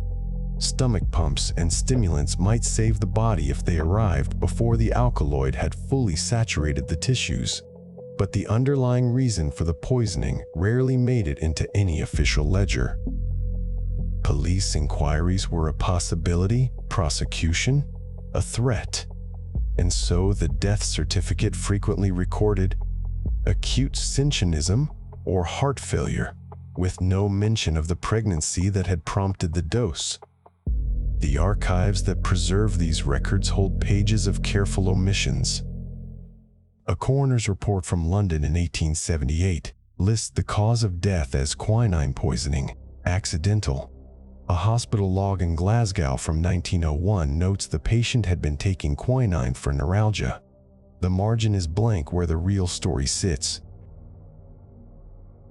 What makes this history difficult is not the cruelty of individuals, but the architecture of indifference. Legislators, physicians, and moral reformers all knew that quinine was being used as an abortifacient, yet the response was rarely to improve women's access to safer alternatives or to confront the conditions of poverty, abandonment, and coercion that drove the demand. Instead, the reaction was often to regulate the drug selectively, to make it harder to buy without a prescription, not because the authorities wished to prevent poisoning, but because they wished to prevent sin. The medicine itself became a contested object, caught between the physiology of desperate bodies and the ideology of men writing laws. One consequence was a patchwork of restrictions that did little to stop the trade and almost nothing to reduce the death toll. Another consequence was that women continued to dose themselves in isolation, their footsteps the only sound on the stairs as they returned to bed to wait. If you listen carefully to the more candid case reports of the era, you hear fragments of the domestic theater that surrounded the poisoning. A landlady discovered her tenant unconscious with an empty paper of quinine on the floor. A factory girl admitted to a workhouse infirmary that she had taken a pennyworth of bitter powder after missing 2 courses. A married mother of 3 told a sympathetic nurse that she could not face another pregnancy, that she had heard quinine would bring on her monthly, and that she had added a little sugar to make it palatable. These stories do not survive in the official pronouncements. They survive in the correspondence columns of medical weeklies, in the footnotes of toxicology treatises, in the margins of records kept by coroners who were, on occasion, troubled enough to write down what they were told. What the body did with the overdose followed a chemical logic that had nothing to do with morality. Quinine, once absorbed, moves rapidly into the bloodstream, binding to proteins and dispersing into tissues. It crosses the placenta without effort, reaching the fetus in concentrations that mirrored the maternal circulation. The uterus, sensitized to the alkaloid, began to contract. But the drug also interferes with cardiac conduction, prolonging the electrical recovery phase of heart muscle cells, until, with sufficient accumulation, the rhythm breaks. At the same time, it aggregates in the retinal pigment cells, disrupting the delicate choreography of sight. The ringing in the ears. The tinnitus that is the hallmark of Cinchonism arises from damage to the cochlea hair cells, a mechanical assault translated into a permanent high note. In fatal cases, the final sequence was often a blur of vomiting, visual dimming, and a profound drop in blood pressure, the pulse fading to something too faint to count. The molecule had no politics. It did not know whether it was curing a colonial soldier or poisoning a frightened seamstress. It simply bound where its structure dictated, blocked ion channels, altered membrane potentials, and continued its indifferent work until it was cleared by the liver, or until the organism in which it traveled ceased to function. That very indifference is what gives the history its peculiar darkness. A substance can be a gift and a weapon simultaneously, not because it changes its nature, but because the conditions of its use change the meaning of every milligram. By the early 20th century, the pattern was well enough established that some reform-minded doctors and feminist campaigners began to speak openly about the quinine tragedy. They did so cautiously, often in pamphlets that circulated outside the mainstream, in lectures to women's cooperative societies, in letters to small circulation journals, Their argument was blunt. The law had made abortion a crime, but the law had not stopped it. It had merely driven it into the shadows, where the instruments were poison and the practitioners were panic. Quinine was the most accessible of those instruments because it was cheap, portable, and carried no visible stigma in the household medicine cabinet. The very same bottle that might be administered to a child with a febrile illness could, in different hands and a different dosage, end a pregnancy and a life. The dual identity was not a secret. It was a feature of the domestic pharmacopoeia that everyone knew and few were willing to name. The muffled footsteps on the floorboard echo, not just for one woman, but for a century of women who moved through dim rooms carrying the weight of an untenable future. The ringing in the ears, the high, thin note that followed the overdose, might be the last thing they heard before the world narrowed to a point of light and then closed. In some cases, the ringing persisted in survivors for years, a permanent souvenir of the night the body nearly gave out. In others, it faded, leaving behind a slightly damaged frequency range that would only be noticed when the room was completely silent. The archival trace of these women is thin. A few lines in a coroner's book, an anonymous item in a statistical table, a half-torn label on a brown glass bottle kept in a police evidence drawer. It is enough to know they were there. It is not enough to tell their stories fully. What lingers is the paradox that runs through the entire history of quinine, a medicine that defined the possibilities of empire, that allowed armies to march through swamps and laborers to dig canals and colonial officers to plant flags in malarial valleys, also became a subtle engine of domestic suffering. The same bitterness that could mask the taste of empire in a gin and tonic could be the taste of a last resort in a rented room above a butcher's shop. The tree that gave the bark never intended either outcome. The alkaloid had no memory, no conscience, no archive. But the archive kept the receipts in its own indirect way, in toxicology textbooks, in legislative debates, in the silences that speak as loudly as any testimonial.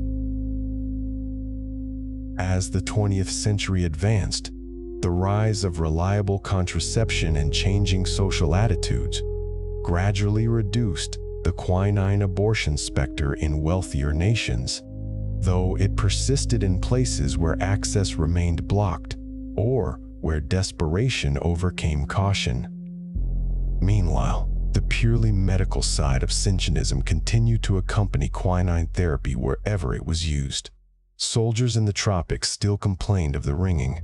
Patients with severe malaria still faced the choice between the disease that was killing them and the drug that could blind them.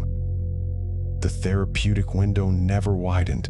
It only became better understood, which is not the same thing as becoming safe. The chapter closes not with a resolution, but with a quiet accounting. The bottle is empty now. The floorboards have stopped creaking. The ringing has faded to a tone so high that only the memory of it remains, like the after-image of a candle flame.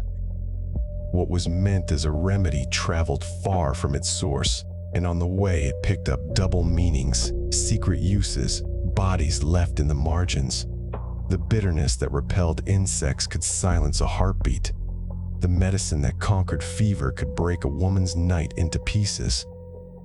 And the archive, when it finally opens the box, finds not a simple story of triumph, but a ledger with entries on both sides, the ink still wet in the places where the cost was counted years after the dose was taken. You settle into the last carriage of the evening train, the one that winds through the hill stations where the British Empire once sent its feverish administrators to recover. The window is cold against your temple.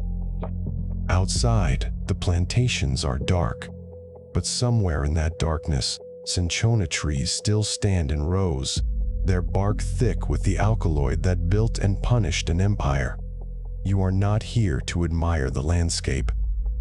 You are here to understand how a medicine became a cocktail and what that transformation buried. The clink of ice cubes in a highball glass, followed by the sharp hiss of carbonation and a twist of lime. It is perhaps the most elegant sound in the history of tropical medicine, a sound that travels from the verandas of Calcutta to the clubs of London, from the mess tents of Khartoum to the first-class saloons of ocean liners crossing the Suez.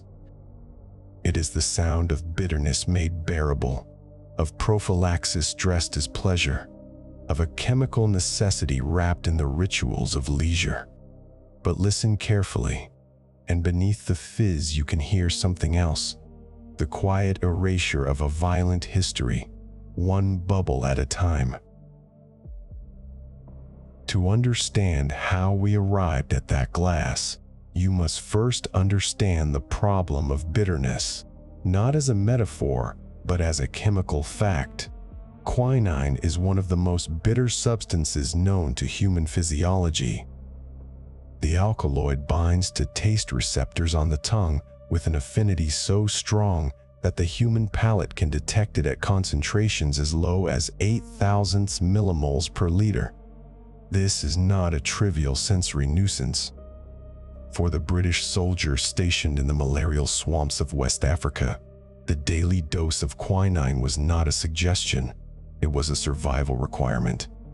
And that requirement came in the form of a powder so intensely bitter that men would gag, vomit, or simply refuse to take it. Medical officers complained in their reports. The men would tip their doses into the latrine when no one was watching. The fever continued to claim them. The military mind treated this as a discipline problem, but the colonial mind approached it differently. The British in India had long understood that managing empire was as much about managing taste as about managing territory. They had learned to dress their food, their dress, their architecture, and their social rituals in forms that made the alien bearable. Quinine was the same problem, only more urgent. You could not colonize a continent if your colonizers kept dying of a disease transmitted by mosquitoes, and you could not prevent that disease if your men refused to swallow the preventive. The solution emerged not from a laboratory, but from the colonial bar. The exact origin of tonic water is, like so much in this history, blurry and contested, but the general trajectory is clear. By the 1820s, British officers in India had begun mixing their quinine powder with soda water, which was then produced in small-scale apparatuses using sodium bicarbonate and tartaric acid. The carbonation did something useful. It masked the bitterness, or at least distracted the tongue with the sharper sensation of bubbles. Sugar was added to make the mixture palatable. The result was a bitter, sweet, effervescent drink that still delivered the full dose of quinine. It was medicine, but it looked and sounded like refreshment. The strange part was not that it worked, but that it became more than a medical intervention. It became a ritual.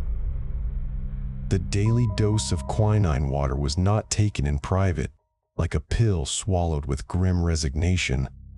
It was taken on the veranda at sunset in the company of other officers. The ritual had its own tempo, its own glassware, its own social meaning. And then, somewhere in the early decades of the 19th century, someone added gin. Gin was the spirit of empire, cheap, potent, and already embedded in British military culture. The Royal Navy had been issuing gin rations since the 18th century. Adding gin to tonic water transformed the mixture from a medical compliance strategy into something culturally legible. It was now a drink, a proper drink, something a gentleman could hold in his hand without feeling like an invalid. The juniper notes of the gin played against the bitterness of the quinine. The lime wedge, originally added to prevent scurvy on long sea voyages, completed the composition. The gin and tonic was born, and with it, a new category of imperial consumption. The record shows a cure, the margin shows a mask. By the 1860s, the drink had become a standard feature of colonial life across the British Empire. It traveled from India to Malaya, from Malaya to the African protectorates, from Africa to the Caribbean plantations. Everywhere it went, it carried the same double message. On the surface, it was proof of British ingenuity, the ability to turn a medical necessity into a civilized pleasure. Beneath the surface, it was a daily reminder that the empire was a place where white bodies were constantly under threat, where the very air was pathogenic, where survival required constant chemical intervention. The gin and tonic was a drink of anxiety as much as leisure. It announced that you were in a dangerous place and that you were taking steps to survive it. The commercialization of tonic water began in earnest in the 1850s. Erasmus Bond patented the first commercial tonic water in 1858. Johann Jacob Schweppe had already established his soda water business in Geneva in 1783, and by the 1830s, Schweppes was producing mineral waters for the British market. The company introduced its Indian tonic water in the 1870s, specifically marketing it to returning colonial officials and their families. The label promised the authentic taste of empire, the healthful properties of quinine, the refinement of a product designed for the discerning colonial palate. But here, the chemistry began to shift, quietly, imperceptibly, in ways that most consumers never noticed. The original tonic waters contained significant quantities of quinine, enough to have a measurable anti-malarial effect if consumed daily. But as the drink moved from the colonial periphery to the metropolitan center, its quinine content began to decline. The reason was partly commercial. Quinine was expensive, and the taste, even masked, was still bitter. Consumers in London and Manchester were not trying to prevent malaria. They were trying to enjoy a refreshing drink with a hint of exotic sophistication. The pharmaceutical necessity drained out of the product, leaving behind only the flavor, the scent, the cultural signifier.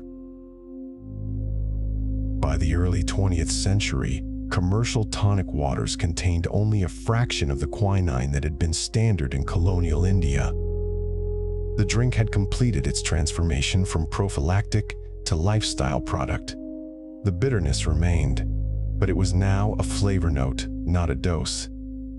Modern tonic water contains approximately 80 milligrams of quinine per liter. To reach the therapeutic dose of 1 gram per day, the standard prophylactic dose for an adult male in a malarial zone during the 19th century, you would need to drink more than 12 liters of modern tonic water. The gin would kill you long before the malaria could. The discovery did not end the story. It made the story portable. The gin and tonic was now free to travel everywhere, unburdened by its original purpose. It appeared in the bars of New York and Paris, in the cruise ships of the Caribbean, in the airport lounges of the post-colonial world. It became a signifier of cosmopolitan taste, of mid-century modern elegance, of a certain kind of masculine sophistication.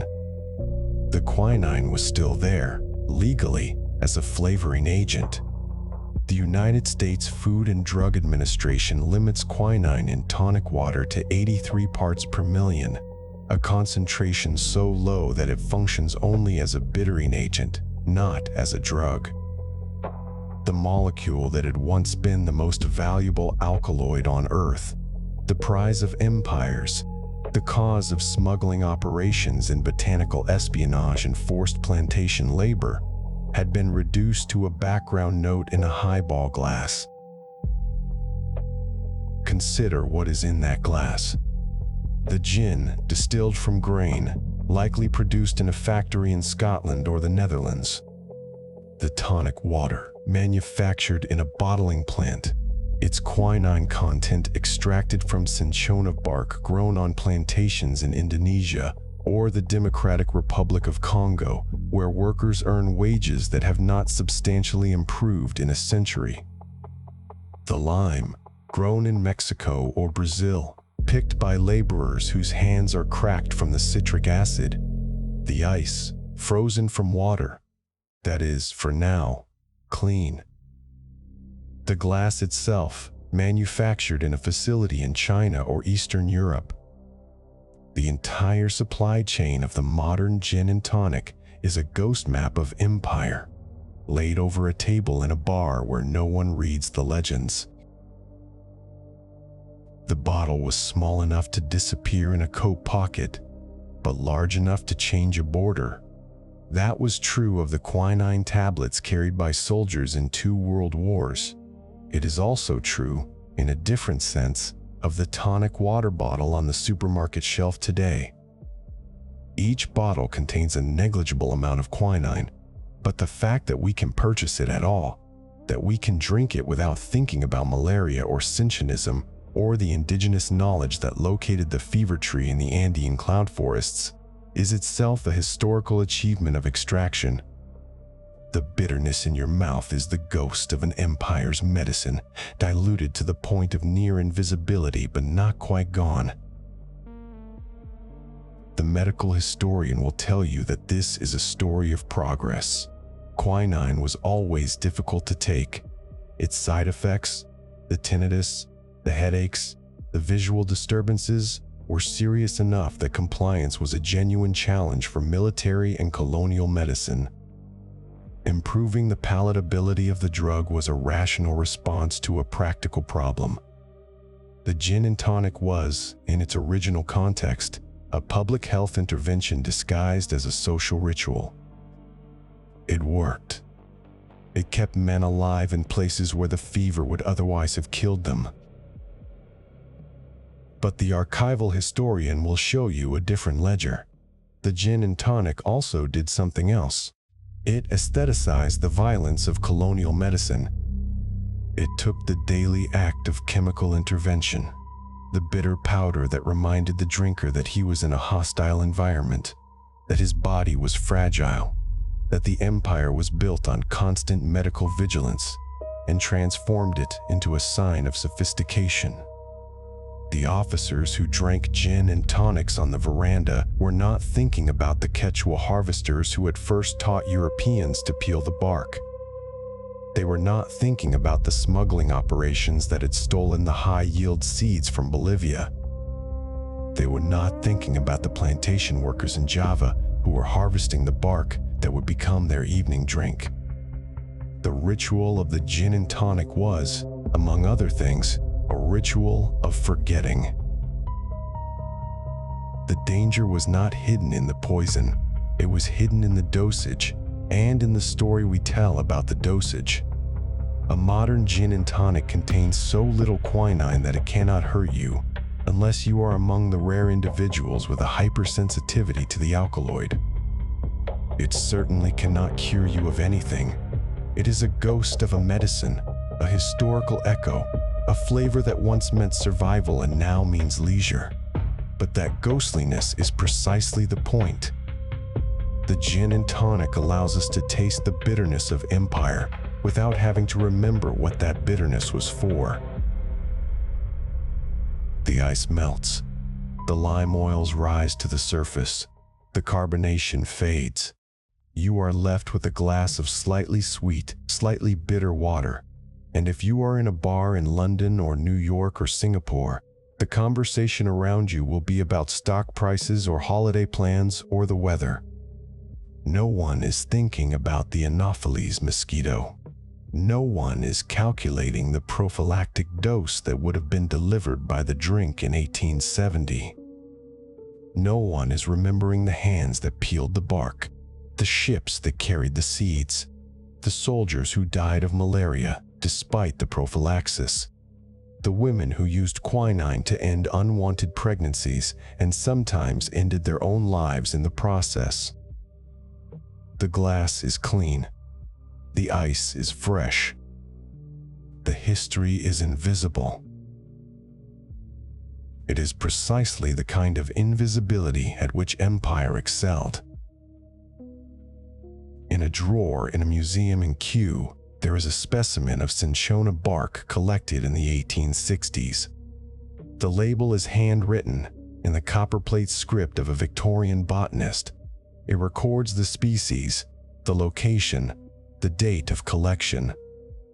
What it does not record is the name of the guide who led the botanist to the tree, the price paid to the community that had known the tree for centuries, the subsequent fate of that community when the bark rush depleted the local forests. The archives of empire are full of such absences. The gin and tonic is one of those absences, rendered in liquid form, served over ice with a slice of lime. The recipe is simple: 2 ounces of gin, 4 to 6 ounces of tonic water, ice, a lime wedge. Stir gently to preserve the carbonation. Serve in a highball glass. The recipe does not tell you that the gin was once issued as a ration to soldiers fighting wars of colonial conquest. The recipe does not tell you that the tonic water contains an alkaloid that was once more valuable than gold, that men died smuggling its source material across borders, that empires rose and fell on its supply. The recipe does not tell you that the lime was once a sailor's defense against scurvy, another disease of deprivation and long-distance violence. The recipe is silent. It trusts you not to ask. But you are listening to this channel, and you have asked. And so you know that when you hear the clink of ice cubes and the hiss of carbonation, you are hearing the sound of a long history being compressed into a single moment of refreshment. The bitterness on your tongue is not just quinine. It is the taste of a tree that grew in a cloud forest, of a knowledge system that preceded European science by centuries, of a colonial economy that turned a medicine into a commodity, and a commodity into a lifestyle brand. The gin and tonic is a drink, yes, but it is also a document, and the archive does not forgive those who drink without reading. The room is dark, but the sound locates it before any light could. The thin, needle-tuned whine of a female Anopheles mosquito, a filament of noise weaving through the silence a few inches above the floor. It is not an alarm. It is older than alarms. It is the frequency at which an empire of parasites conducts its business, and for a long time, the bitter taste of quinine was the only thing that could jam the signal. On a desk in that same room, someone has left a medical journal open. The paper is the color of weak tea, the ink a faded navy, and the date in the upper corner reads 1963. The pages rustle, a dry, fibrous sound, the sound of a fact trying to remain awake. The article is a short report from a clinic in Thailand. The sentence is careful, hesitant, almost embarrassed, as if the journal itself cannot quite bring itself to say what it has found. A group of patients with falciparum malaria, the deadliest form, failed to clear the parasites from their blood after a standard course of quinine. The drug that had been the final argument against a fever for 300 years had, in a handful of bodies, begun to lose the argument. The medical establishment had a word for what was happening, and the word was resistance. But a word is not an explanation. Resistance meant that a living thing, a single-celled protozoan, a speck of cytoplasm wrapped in a membrane, had learned, through the blind and indifferent arithmetic of natural selection, to tolerate a poison that had once killed it reliably. The strange part was not that it happened. The strange part was that anyone had expected otherwise. To understand the arms race, you must start not in the clinic, but inside the red blood cell, where a malaria parasite spends the most intimate phase of its life cycle. Plasmodium falciparum invades the red cell, consumes hemoglobin, and grows. And as it grows, it digests the globin portion of hemoglobin, but is left with a toxic residue of heme, an iron-containing ring that can tear through the parasite's own membranes. The parasite, which is nothing if not an economical organism, crystallizes the toxic heme into an inert, harmless pigment called hemozoin, a dark granular material that accumulates like slag from a furnace. Quinine and its synthetic cousin chloroquine interfere precisely here. They slip into the parasite's food vacuole and prevent the crystallization, causing the free heme to build up until it poisons the parasite in its own acidic stomach. The molecule is not a hammer. It is a small, precise key placed into a lock.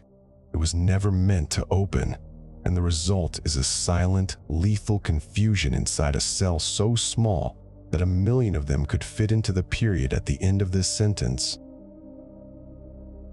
The lock began to change. A single genetic mutation in the parasite's genome, a substitution in a gene called FKRT for chloroquine resistance transporter, was enough to alter the protein that pumps molecules across the vacuole's membrane. The altered pump began to shuttle chloroquine out of the vacuole faster than it could accumulate, as if the parasite had installed a microscopic emergency exit. Quinine, which uses a different but overlapping transport pathway, held out longer. The parasite's defenses against quinine were not a single clean mutation, but a patchwork of incremental adjustments, changes in the PFMDRO1 gene that broadened the pump's specificity, adjustments in metabolic enzymes, a quiet, piecemeal negotiation between a drug and a creature that reproduces so fast and in such astronomical numbers that a few survivors in 1 billion are enough to restart an infection. The repercussions would soon spread beyond the clinic. By the time the Thai report appeared in 1963, the genetic groundwork for resistance had already been laid down across a vast arc of the malarious world.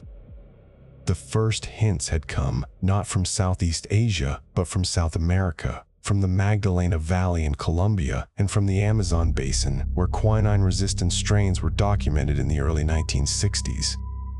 The timing was not a coincidence.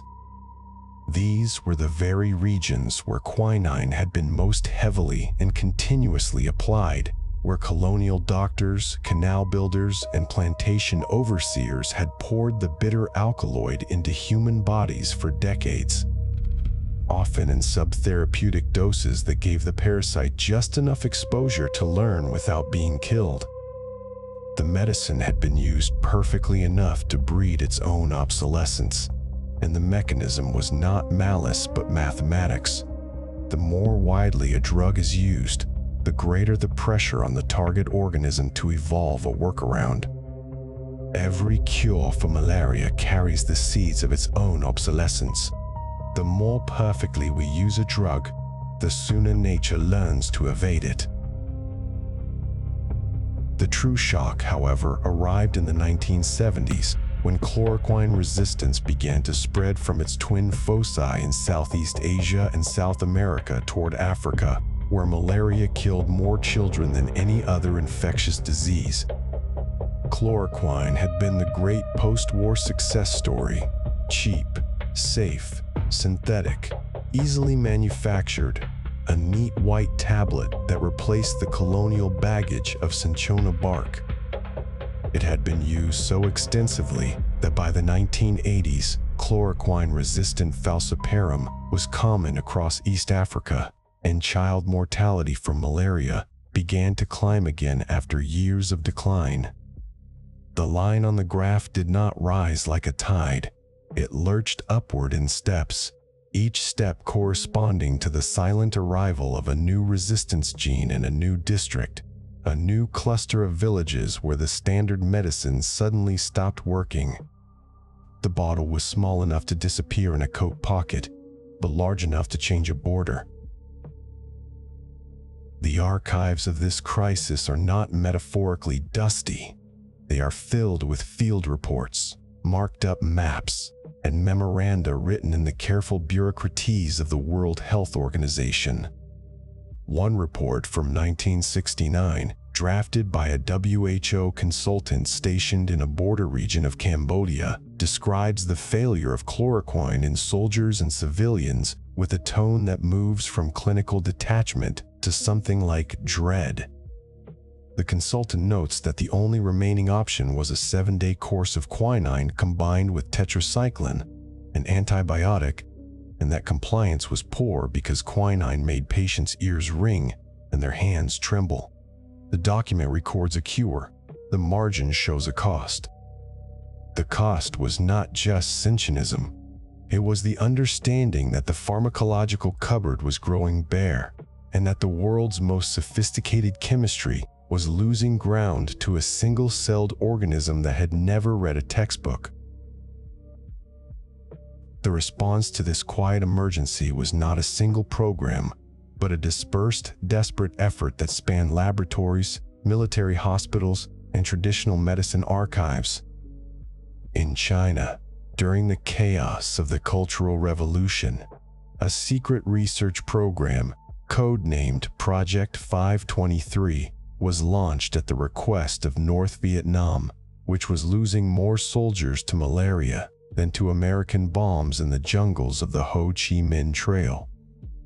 Chinese scientists, working in improvised laboratories and often under political suspicion, screened thousands of traditional remedies. A pharmacologist named Tu Yuyu, reading ancient medical texts, identified a reference to sweet wormwood, Artemisia annua, used for fever over 1,000 years earlier. Her team isolated the active compound, artemisinin, a sesquiterpene lactone with a peroxide bridge that kills malaria parasites by a mechanism so different from quinine's that resistance seemed almost unimaginable. The peroxide bridge, in the presence of iron from the parasite's digested heme, splits apart and releases a cascade of free radicals that shred the parasite's proteins and membranes. It is biochemical shrapnel, a mechanism that does not rely on a single lock-and-key interaction, but on a blast of oxidative violence that the parasite finds much harder to evade.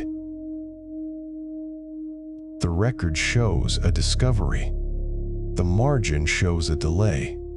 Artemisinin lay hidden inside the Chinese military research apparatus for years, unknown to the wider world until the late 1980s and early 1990s, when it was shared with Western scientists and the pharmaceutical industry.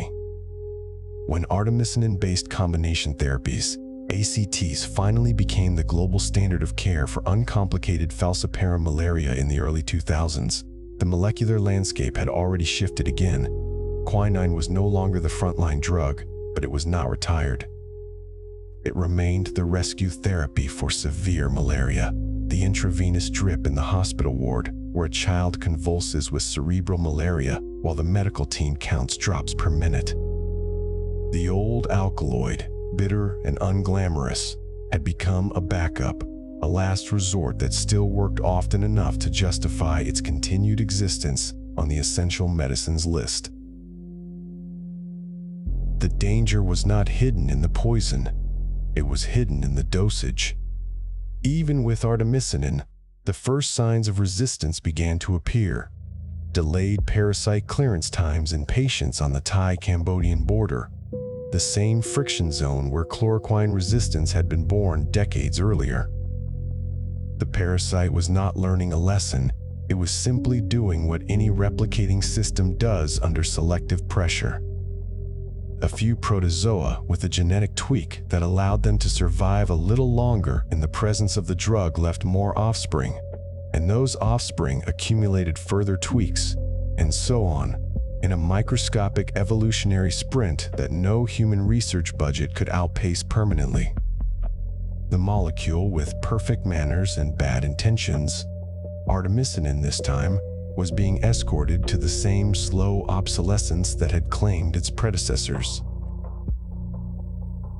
Standing in a modern hospital pharmacy, fluorescent lights, a humming vaccine refrigerator, shelves of labeled boxes, you can see the residue of this history in the inventory. Quinine sulfate tablets, 300 milligrams, packaged in blister packs, manufactured in India. Artemether, lumefantrine combination blisters, colorful and child-friendly, produced with funding from global health agencies.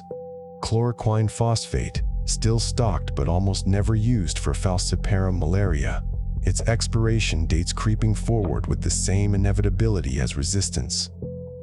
The plant had no politics, but its bark acquired an empire. The synthetic molecule had no conscience, but its adoption reshaped the balance of power between sickness and health across an entire hemisphere.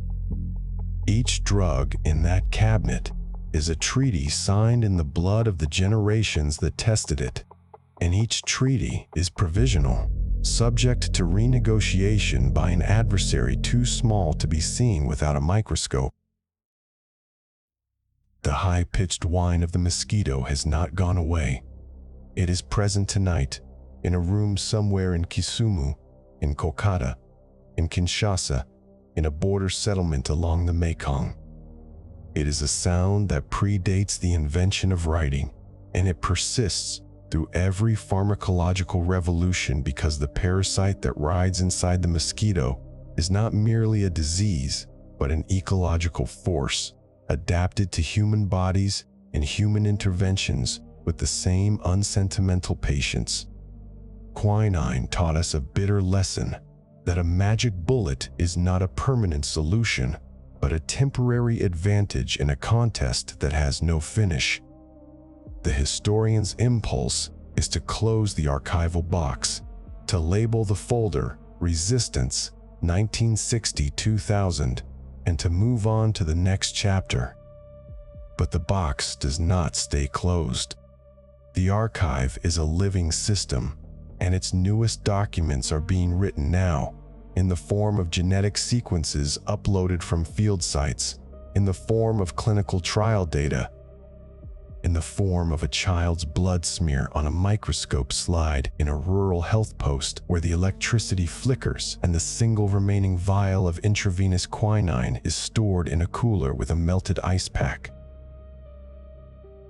The symptom looked like madness until the microscope gave it a body. Under the lens, the ring-stage parasites crowd the red cells, each one a small, stubborn negotiation between chemistry and inheritance. The record shows that quinine cleared most of them, most of the time. The margin shows that resistance does not mean total failure. It means a shifting probability, a narrowing window, a quiet increase in the dose required, a longer convalescence, a few more deaths that were once preventable. The strange part is not that nature fights back. The strange part is that we continue to be surprised, as if we had not been warned by the very molecule that started the war. In the dark room, the mosquito's whine descends in pitch, drops away, and then rises again somewhere closer to the ear. The medical journal from 1963 is still open, its pages catching the faint glow of a distant streetlight. The paper will continue to yellow. The parasite will continue to mutate. And somewhere, in a refrigerated archive or a freezer vial, a sample of the original Cinchona alkaloid remains, a crystalline powder that once changed the fate of empires. It is not obsolete. It is simply waiting, like a retired soldier who knows that the armistice is never permanent.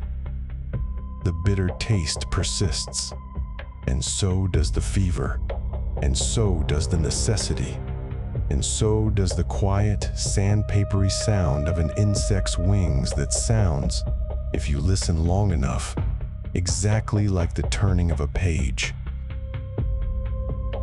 A soft, humid weight presses against the eardrum before a single footstep registers. The path has almost vanished. Roots have swallowed it. Moss has rewritten the gravel. In the lowlands of central Java, where the afternoon rain does not so much fall as hang in the air, an old Cinchona plantation is dissolving back into forest. The trees are tall, untended, their trunks encased in plates of peeling bark, the color of cinnamon and ash. When the wind moves through them, the sound is not the hiss of leaves but a drier rustle, like paper being shuffled by a hand that will never finish counting. This is the archive after the medicine has moved on. The trees themselves are refugees from a botanical diaspora that began in the cloud forests of the Andes, where Quechua healers once peeled the same bark to quiet shivering fits. By the middle of the 19th century, those native stands had been stripped with such violence that whole hillsides stood naked, their soil bleeding into rivers. The rush for red bark, the variety richest in quinine, emptied the forests faster than any legal decree could restrain. In Bolivia and Peru, the landscape began to carry a permanent scar, a botanical absence that local communities knew as the disappearance of a relative, not the exhaustion of a resource. And yet, the fever that the bark could treat did not disappear. It merely followed the cargo ships north and east, nesting in bodies along colonial frontiers. What replaced the wild tree was the plantation, and the plantation was an exercise in concentrated control. After the seeds smuggled out by Charles Ledger and a Bolivian guide named Manuel Incra Mamani reached the greenhouses of Leiden, a new geography of quinine was drawn. The Dutch East Indies, particularly Java, became the nerve center of a global monopoly. Row after row of cloned Cinchona selected for high alkaloid content, pruned, fertilized, inspected, stretched across volcanic slopes where no malaria existed, but where colonial officers and coolie laborers kept the market alive. The monoculture was rational, efficient, and brittle. By the early 20th century, a single fungal blight or a shift in bark prices could ripple through thousands of acres with the impersonality of a balance sheet. Empires had learned to treat the soil the way they treated the bodies that worked it, as a site of extraction whose exhaustion was someone else's problem. The record-keeping was meticulous. In the old plantation offices, now long abandoned, you can still find ledgers filled with ink that is oxidized to the color of dried blood. They record the weight of bark harvested, the percentage of quinine sulfate extracted, the wages docked, the shipments dispatched to Rotterdam and London. The handwriting is steady, unhurried. A column marked quinine sulfate, kilograms, runs parallel to a column headed native labor, days.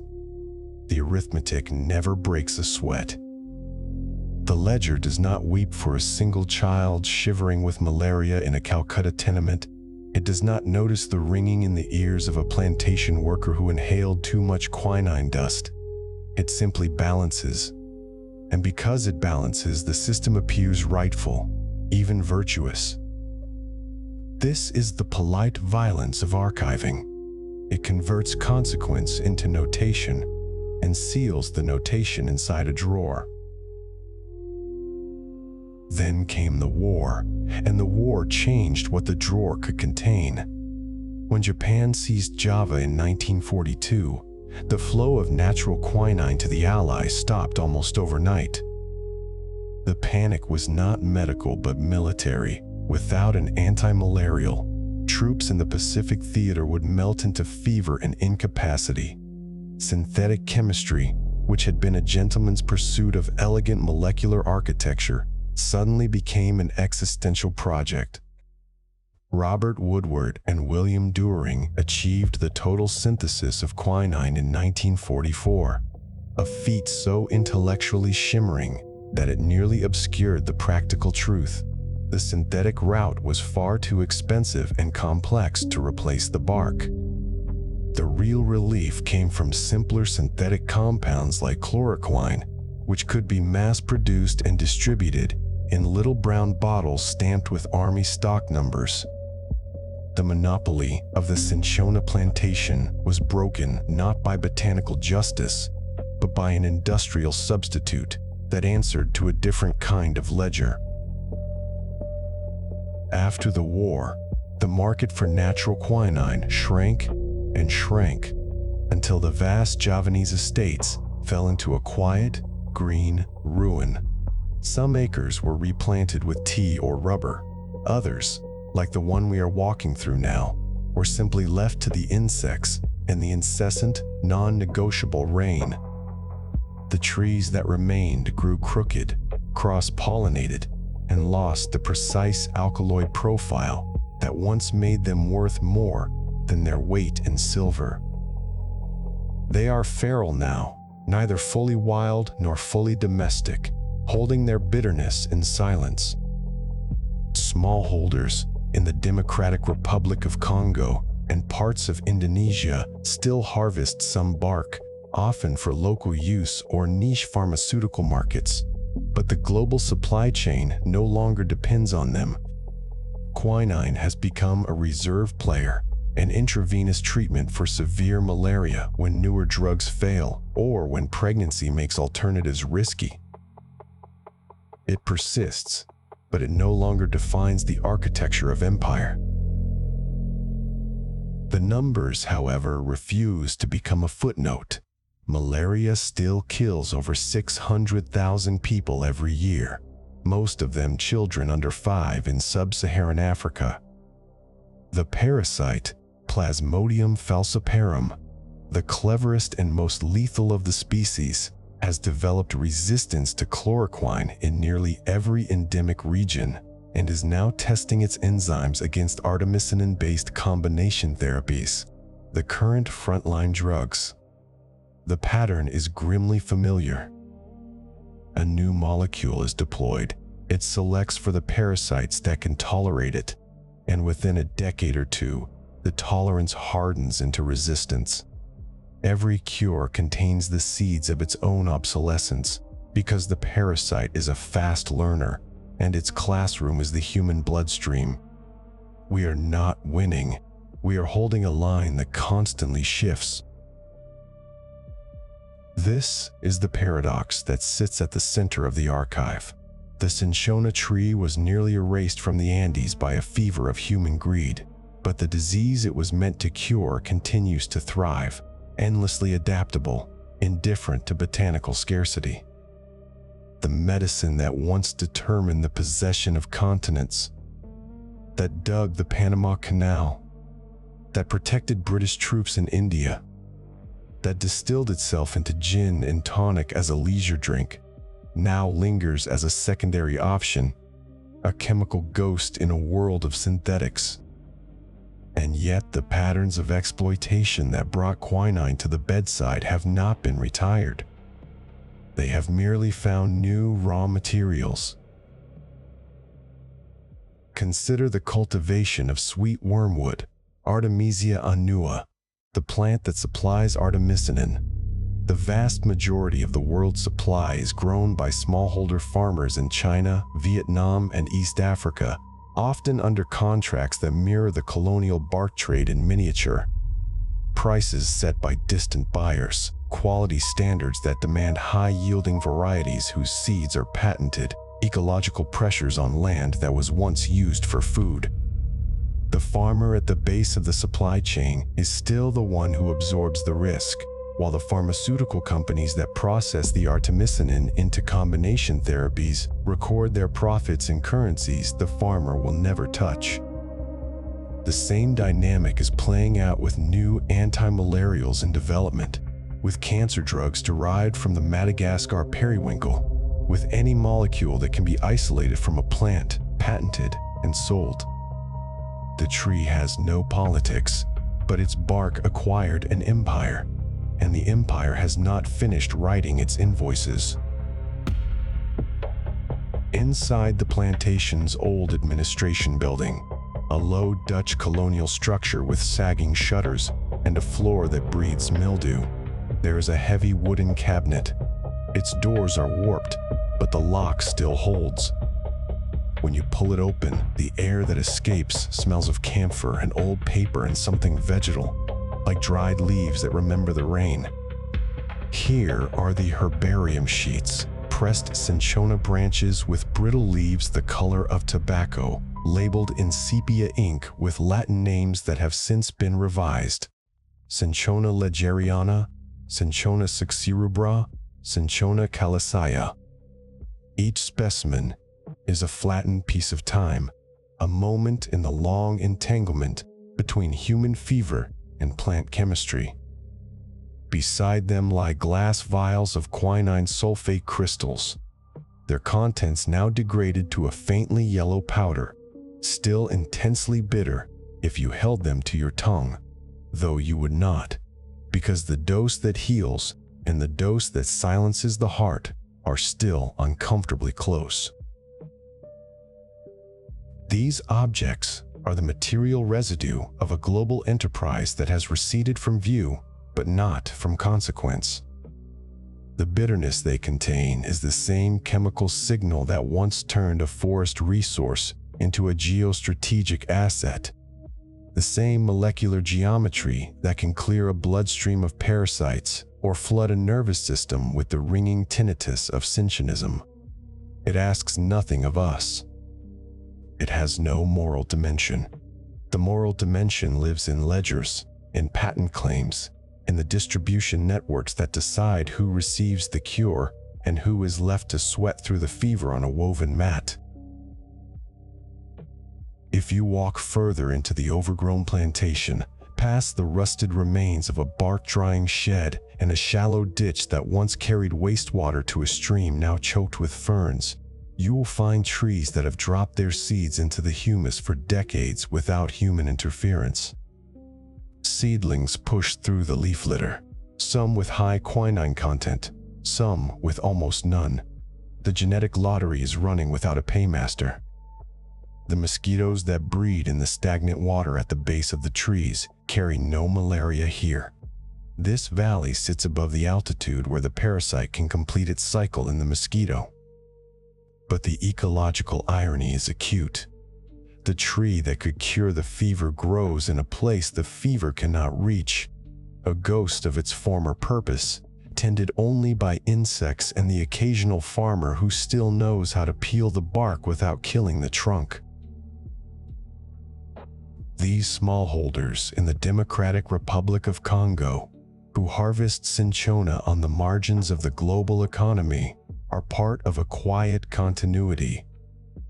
They sell their bark to local processors who extract quinine for domestic use, often in clinics where intravenous quinine remains the only affordable treatment for severe childhood malaria.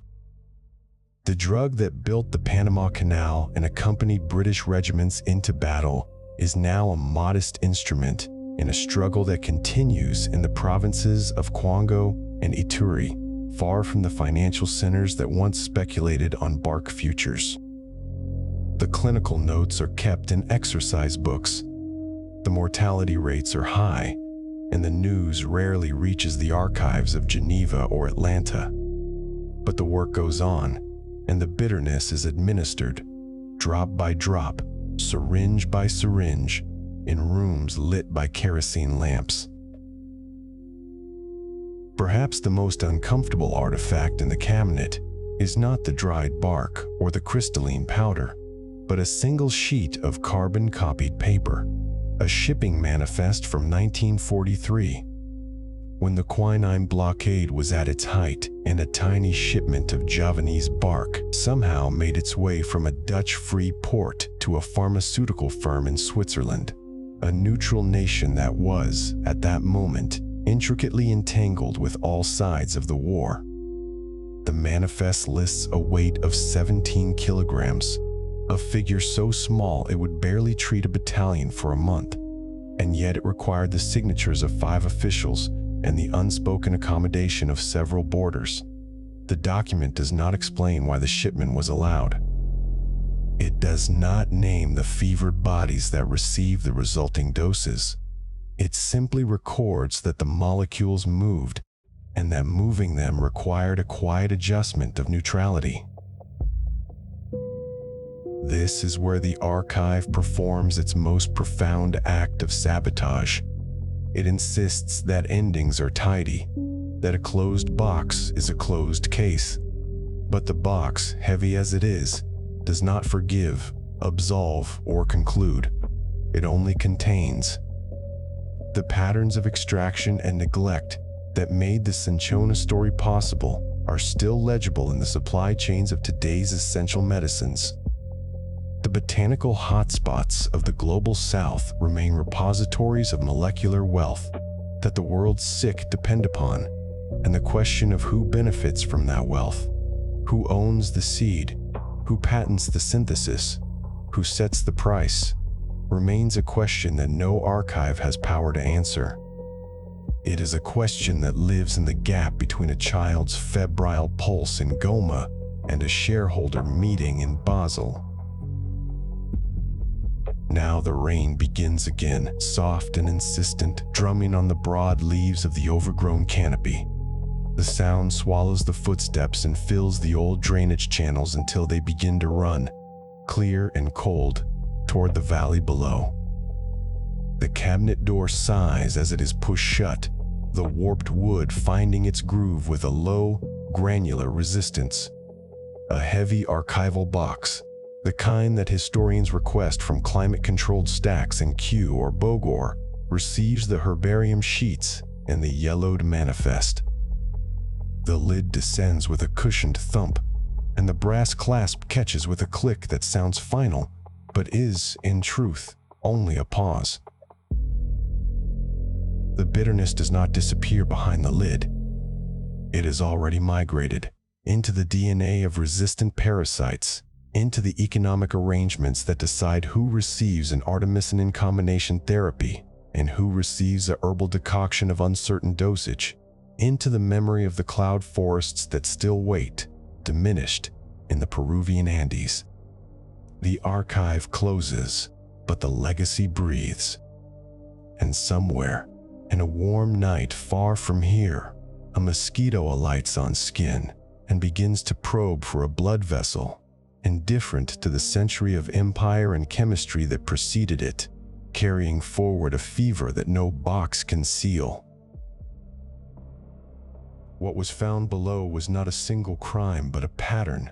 The bitter alkaloid from the Andean cloud forest did not become poison by accident. It became poison every time a colonial ledger reduced human bodies to labor units, every time a woman measured desperation in grains of white powder, every time a parasite learned to outrun the chemistry sent to kill it. The rasp of the blade on the fever tree, the rattling metal cup of tablets at the Panama Canal, the brown glass bottle on a nightstand where the ringing in the ears was already the last warning. These were not separate tragedies. They were the same silence, repeating. The record shows a cure. The margin shows the erased names of the Quechua harvesters, the Bolivian cascarillero Manuel Incra Mamani, the West Indian diggers who swallowed quinine until their vision dimmed, the women who took the same dose and never woke. The archive closed, but the ledger was never balanced. The broader implication is this: useful things carry hidden costs, and the systems that distribute the benefit are the same systems that bury the cost where it cannot be seen. The medicine that made empire possible also made exploitation efficient. The molecule did not change. The hand that measured it changed, and the hand that wrote the invoice never recorded the tremor. The pressure begins to ease from the hull. The darkness above thins to gray, then to a widening circle of light. The hatch opens, and cold sea air fills the lungs. The vessel surfaces. The file closes, but the evidence we brought back, the bark, The tablets, the ledgers, the bottle stays on the table. If this kind of quiet descent into science and history is what you came for, you can subscribe to The Deep Archive. The mosquito whines somewhere outside the archive. The fever does not rest. But for now, the file is closed and the room is still.